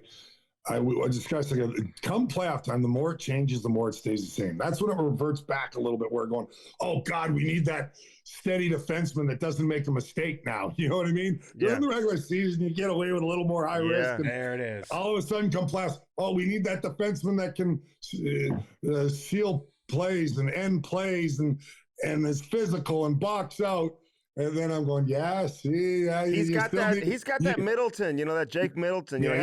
He made a mistake the other night. I felt bad for him at the end of the game because he's such a good player and team guy. You hate to see that happen to him. So now it's like you got to balance it out, right? I still say it doesn't change. Lou had that mentality. Even in our day, we wanted his whole thing, and especially in 2000, exactly what we had. One shutdown physical guy, one puck moving defenseman that can jump in the play, add some offense. We had that. We had Stevens, myself. We had Rafalski, Stevens. We had Malakoff, White. That was our six defensemen in 2000. You had the drummer, the pianist, and the flu. Backup flute, the flute player. But would that not be an ideal defense even for playoff hockey in today's game? Yeah. Because you got three really good, high hockey IQ offensive guys that could play defense too, because our guys could do all of that back then. Yeah. And then you had three bruisers kind of Colin White, baby. I got to give him a shout out. It's my boy, Colin White. Whitey's the best. I love him. One of my favorite teammates. I'm glad you brought up Billy G, man. I'm sure it was hard to see him go. You had a couple guys. I mean, Arnott you mentioned too, man. A lot of guys had these contract issues. Niedermeyer, too. Niedermeyer, a lot of these guys. Well, Neves was strictly because he wanted to play with his brother, but it was devastating to see him go. Yeah. And that he took Scott Niedermeyer took $1 million less per year in whatever kind of deal he signed, 6-year deal, 7-year deal, to go to Anaheim. Wow. So we should have got him earlier. We didn't get him signed, but or we should have somehow had Rob Niedermeyer with the Devils, and he would have been never left, I believe. Yeah, you got to just do. You should have traded for the brother. That's what you look at what's going on now. Quinn Hughes going to the Vancouver Devils. GM. He's either bringing both of them out there. Hindsight's a wonderful thing, and all Nieder did is go to Anaheim and be another big part of winning another Stanley Cup. That's all he did is win, win, win, because he knew what it took. Not just that incredible talent and best skater I've ever seen play the game, or right up there, like with the greats and Paul Coffey, who I loved watching as a kid, and he's not that much older than me, but I used to watch the Oilers a lot. They were a team, kind of a lot of my mentors were on that dynasty they had. Oh yeah, Dano, hey, go get a win. Go catch that flight. Thank you. Go get a win. We love you, buddy. Everybody loves you. Hey, listen, don't pack. Just take your toothbrush. Just take your toothbrush, like old school days. I've evolved since then, fellas. I used to just go to Marshalls and buy some stuff along the way. That's what I did. It was probably because I didn't have any time to catch the plane. And if I'm late for the plane, it's on me because, once you get talking, especially the guys, it's so easy is, you start telling stories and reminiscing and things come to your mind, right? And it's special because you think about things and, all we got is our memories, and we start to reminisce and go down memory lane, and it's heartwarming for for old guys like me to go back. We love it. Back a few years. And again, thank you, and I appreciate us talking a little bit about my history and my story and sobriety, because if we can help one guy or anybody wants to reach out to me, I'll be there for you, man. I'll be there for you and lend any kind of experience, strength, and hope that I can for any guy that is a guy, male, female, whatever it is, going through what I went through, because there were some dark days, but it gets better, man. It gets better. So things are great. Thanks for having me. Appreciate it. And Cam, again, I want to tell you, Jans, I used to stand up in the booth when I was doing games and I was doing in between periods. Every time you dropped the mitts, my heart rate got going. Unbelievable. And I do remember that burst down the wing like Guy Lafleur's slap shot top shelf. And because the bench gets more fried up when guys like you and I scored, right? I remember I scored one Stanley Cup playoff goal in 2000. We took a 2-1 lead against Dallas on it. I celebrated. I almost jumped through the roof, or it felt like it. I got about 17-inch vertical. the emotion it brought to the bench when the foot soldiers get a big goal, right? Yeah. It's almost like it's such a boost. It is. So anyway, I just had to add that. I appreciate I that, used man. to love to watch you, man. You played with everything you had in your heart and energy and passion. And man, did you stick up for teammates. I appreciate you, Doc man. Emmerich I got it said, from you, baby. Doc Emmerich said, woohoo, way to go, Cam. That was Chico. Was that yeah, Chico? Rush. Yeah. I don't know if it was Doc or Chico. Oh, I love it. Hey, are you doing TV real quick? I mean, can people still see you on NHL Network and all that? Or are you done with that? Yeah, I'm going to be I on see a him all lot the in time, May for NHL Network, and can't wait to call my Devils tomorrow. Like I said, I always believed. Don't tell me there's no chance. There's always a chance. Damn Always right, a chance. But yeah, I do a lot of NHL Network. Been with them forever. I love them. They're great people. I love the game. Yeah, I bleed black and red, rightfully so. I've been here 41 years.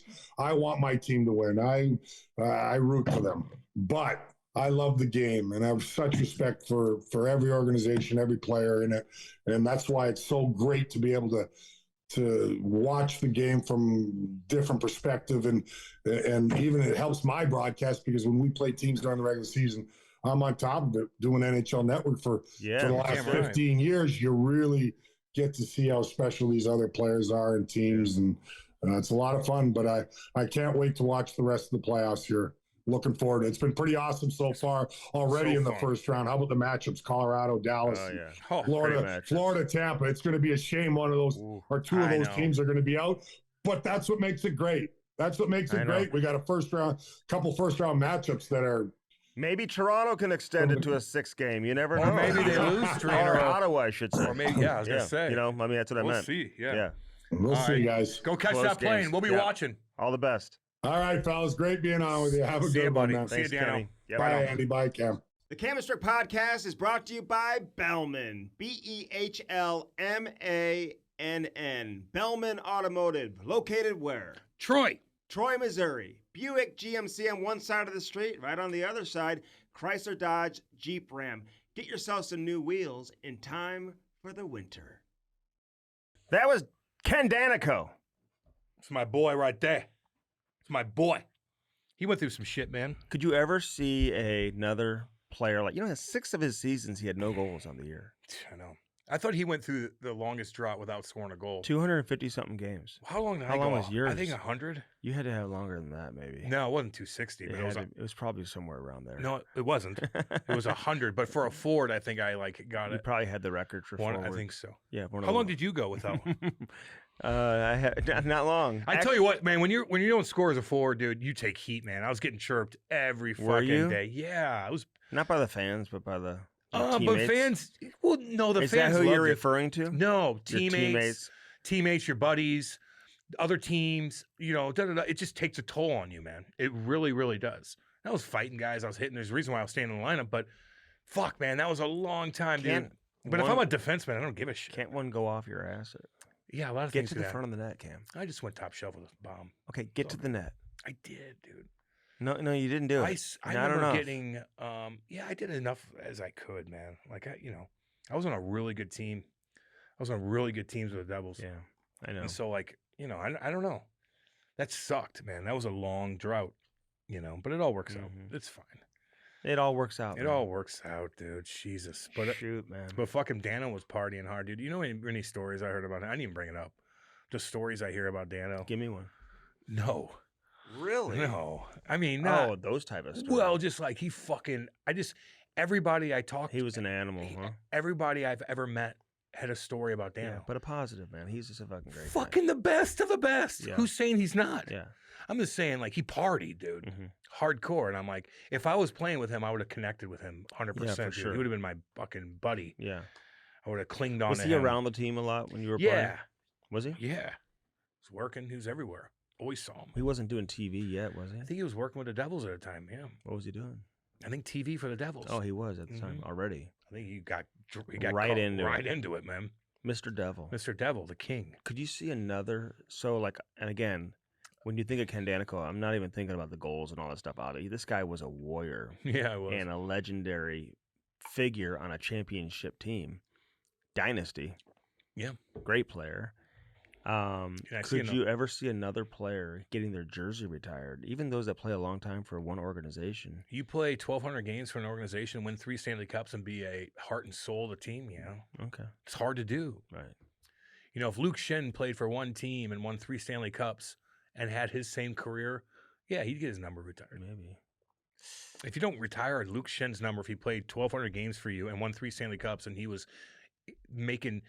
a big part of those games that you won, those big time games in the playoffs, and he didn't get his jersey retired. I bet you there's players that have played a lot. I mean, well, Sergei Brilliant is another one. I don't know if he's got his number retired up there. Won 3 Stanley Cups for the Devils.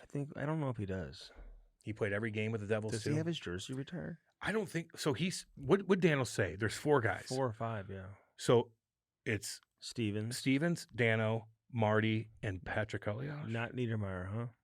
No, Needs didn't play that many Games there. Patrick Elias did, so I think it's those 4. What about John McClain? I was going to ask him who the second best goalie in Devils history is. Ooh. Sean Burke. Firstforum.com/Cam and Strick. Put some muscle on those bones. I'm going to baby. eat these bad. This jalapeno. I don't heat like right this yonder. trade you try to dislike. I didn't even get a You're gonna chance to take it and even like tell it. you if You're I gonna was going take to it and make like the it. trade, and you just. You're going to take it and like it. I'm going to eat this bad boy in the way But that's home. what you can do with all the different flavors of everything, from the bars to the protein to the collagen to the creatine to the energy bars. Do you know that? I don't know if I'm supposed to say this or not, but First Form is their energy drinks are being taken over by like Anheuser-Busch, I believe, and it's going to be called Form Energy, and it's going to be available nationwide. That's cool. This just means they're blowing up. Blowing up. Yeah, their energy drinks are fantastic. And They're I don't unbelievable. get the hiccups. I from drink 1 a day. I don't get the hiccups from them, and I don't crash. First Farm Nick told me I could do 2 a day. We're going to have First Farm Nick come in the studio. Yeah, by the we way. need to have him on. Big, handsome son of a biatch. I know. So firstform.com/Cam and Strick. True Float. Get those coolers. Get those heated chairs today. TRU Float. Keep it true with True Float. out of Alberta. True Float. When you say it's from Alberta, what does that mean? That means Shite kicking. They all know. What at? Illinois Recovery. Did you hear about that? Real quick. Canada, we're thinking about you guys. I know a lot of people died. I think it was in Vancouver with What that happened? psycho son of a bitch who was known by the police, ran over people at this. Oh no, another one of Yeah, those. really bad. He was known by the police, meaning he probably got in trouble a million times and they kept letting him out because that's like the trend. Jesus. And then he goes and he gets in a fucking SUV and plows over people at a parade No, and kills tens. like what we saw in New Orleans I think happen on 20. like New Year's. Yes, Andy. There it is. Do you know there was a football So Canada, player? we love you. Thinking We're about thinking about all of you. we love you who are guys, man. impacted We by all that. deal with this crazy bullshit, and we got to figure out a way to fucking Thinking stop about it. all of you. Keep them in jail. Do you know that there was a football player who was drafted? Who I think went to TCU, maybe. Yeah. Wide receiver. Just a shit kicker. Yeah. And his brother was killed in that terrorist attack with the vehicle in New Orleans. Oh. And then the mayor. And that guy played football at Princeton. Yeah, they didn't have the things up. It just sucks. The mayor. She didn't know they had him. She didn't even know what was going on. She's like, wow, we didn't know we we didn't had know. those. Yeah, exactly. That's who Illinois you're. Recovery Center. That's why. Cam will be on their podcast tonight. Yes, I will. Yep, right there in Is it Swanson. live? I don't know. Okay. That's a good question. I don't know. Well, I'm make ready sure you for post whatever. it and let us know. I will. So we can I'll be on listen with to that. Chrissy and them tonight. Yeah. We love them. They love you. And they're going to Yes. help you. It's an Yes. Illinois Recovery Center. Reach out to me, man, in any fucking way possible. I have Yeah. everything open. I'll get back to you. So will if you I. know who I'm talking about, too, by the way, I know Mhm. you're listening right Mhm. now. Reach out to me. I give you my number. Reach out to me. Yeah. You got to do it, man. I'll help you. Yeah. Just like with Dano, we'll fucking help you, dude. So reach out to me. I know you're there. Love you, man. Yeah. Illinois Recovery Center loves you, too. Right there in You Swanson, can reach Illinois. out to me too if you need to. And he doesn't love you.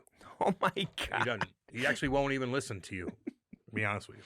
that is so. Maddie, I mean, no, can you no, believe no, he just Maddie, said- no, Maddie, Maddie, have something, Maddie, have something drastic go down in your life and call Andy and vent to him and see what happens. He'll be tweeting shit out in no time. He's not listening to you. My mother was on her deathbed. I'm fucking calling Andy. He's fucking. I could hear him talking on a different phone. Dude, don't say. She rattled me. Oh my god, I had to call somebody else to let it out. don't do that. No, I won't call Always you again. call Don't me. worry, I no, won't. always Trust call me. I know not to. Because I'll call you if I need something. No shit, you do, and I'm pretty damn good at listening. Even when I'm drunk, I still listen to you. Jake. Here's Jake Neighbors. Hey, Andy, how you doing? No, he was like into it. Awesome. What are you talking about? Are you okay? Am I chirping too much? Yeah, that was. Are you being what did I do to you? mean? What happened when you were on the bench? What happened afterwards? Because I know that but you. now it wasn't. Now I know it wasn't sincere. No, though. it was great. It wasn't sincere. You were fucking WWE. Andy has everything. Everything he does, he watches over and over again. No, I don't. Yeah, he it's does. just it's on here. Play it. 14 consecutive wins here on home ice at the Enterprise Center. Enterprise. Game-tying goal at the end of the first. How much life did that give your team? That's good. I'm the one that texted you. He's chirping me. You never give compliments out to anybody. Everybody sucks you. About their goaltender coming into this series. How good is your goaltender? How good is? Let them boo. They're booing. Yeah. All right, that's good. That's good. It's almost over. We absolutely love playing in front of them. If Andy could, he'd play every single clip of his interviews for you.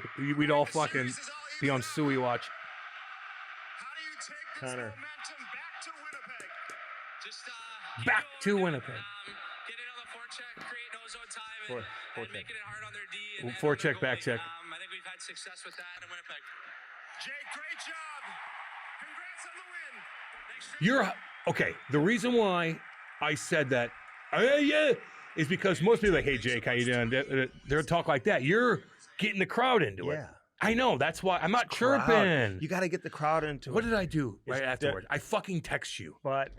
But then Mean Cam comes out. And, Mean? Yeah. That's not okay. mean. If I'm mean, No, I would just ignore you. You know what mean people do is they don't give anybody compliments. Oh. Kind of like some people I know. Nobody's good at anything. Everybody sucks. Everybody's stupid. That's not Everybody's true. fucking terrible. That's Blah blah not blah blah true. blah. You know, no one's smart. You know, That's not true. yeah. That's how you think. You and a couple other people. Jake! You're yelling. Jake's like, I'm right here. You're No, feeding off the it's fans. crowd, man. Jake, how was it tonight? I'm talking to the whole I agree. stadium. I agree. All good, homie. If that's what you're getting chirped for, you're doing pretty good. No one's chirping Exactly. except you. Exactly. Exactly. Supposed to support me. I do in everything. Why don't you support me when I have family members Oh my god. dying Oh in my front of my god, that face? is terrible. My poor mother, I was fucking devastated. I was nobody. I was there for you, dude. No, you weren't. Yes, I was. Sure, you were. It's all good. I get sucked Bolt up myself. I'm Sports, fucking baby. tough, Get baby. those dangles. Get the e-cones. Get the snipes. And Get it today. going. Get it going. Boltsports.ca. .ca means it's Canada. Send me what I need to know when I .ca. send my kid traveling with another family across the border, I know, please. it's tough. He's got a tough gig going on. Hat launch, baby. Hatlaunch.com.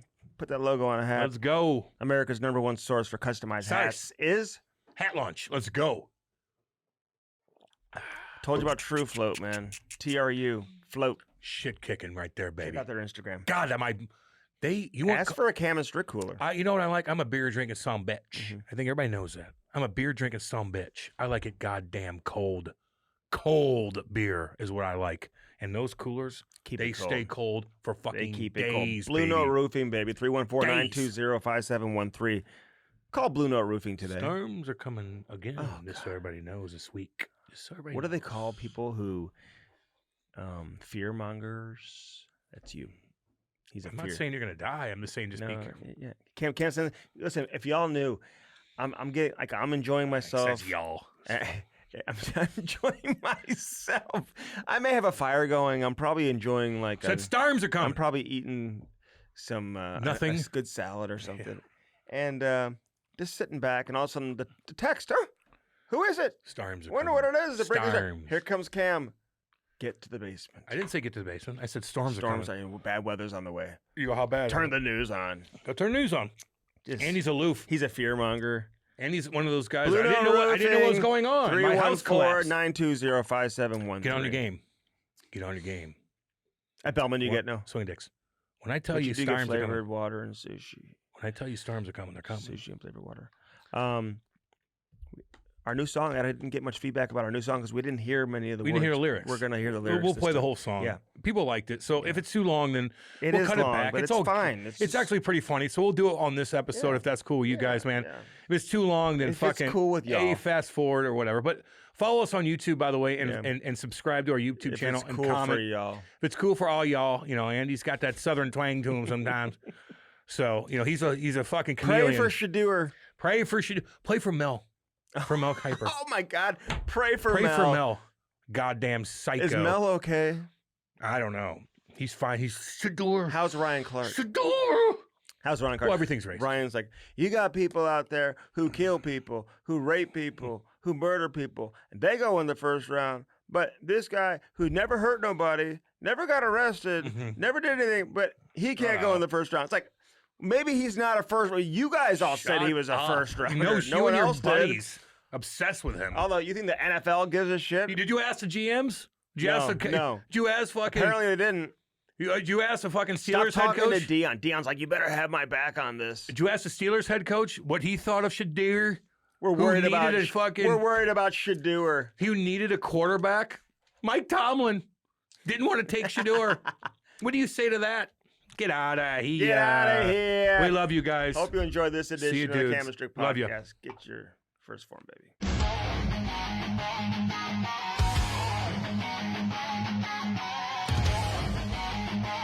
Yerk! Let's go!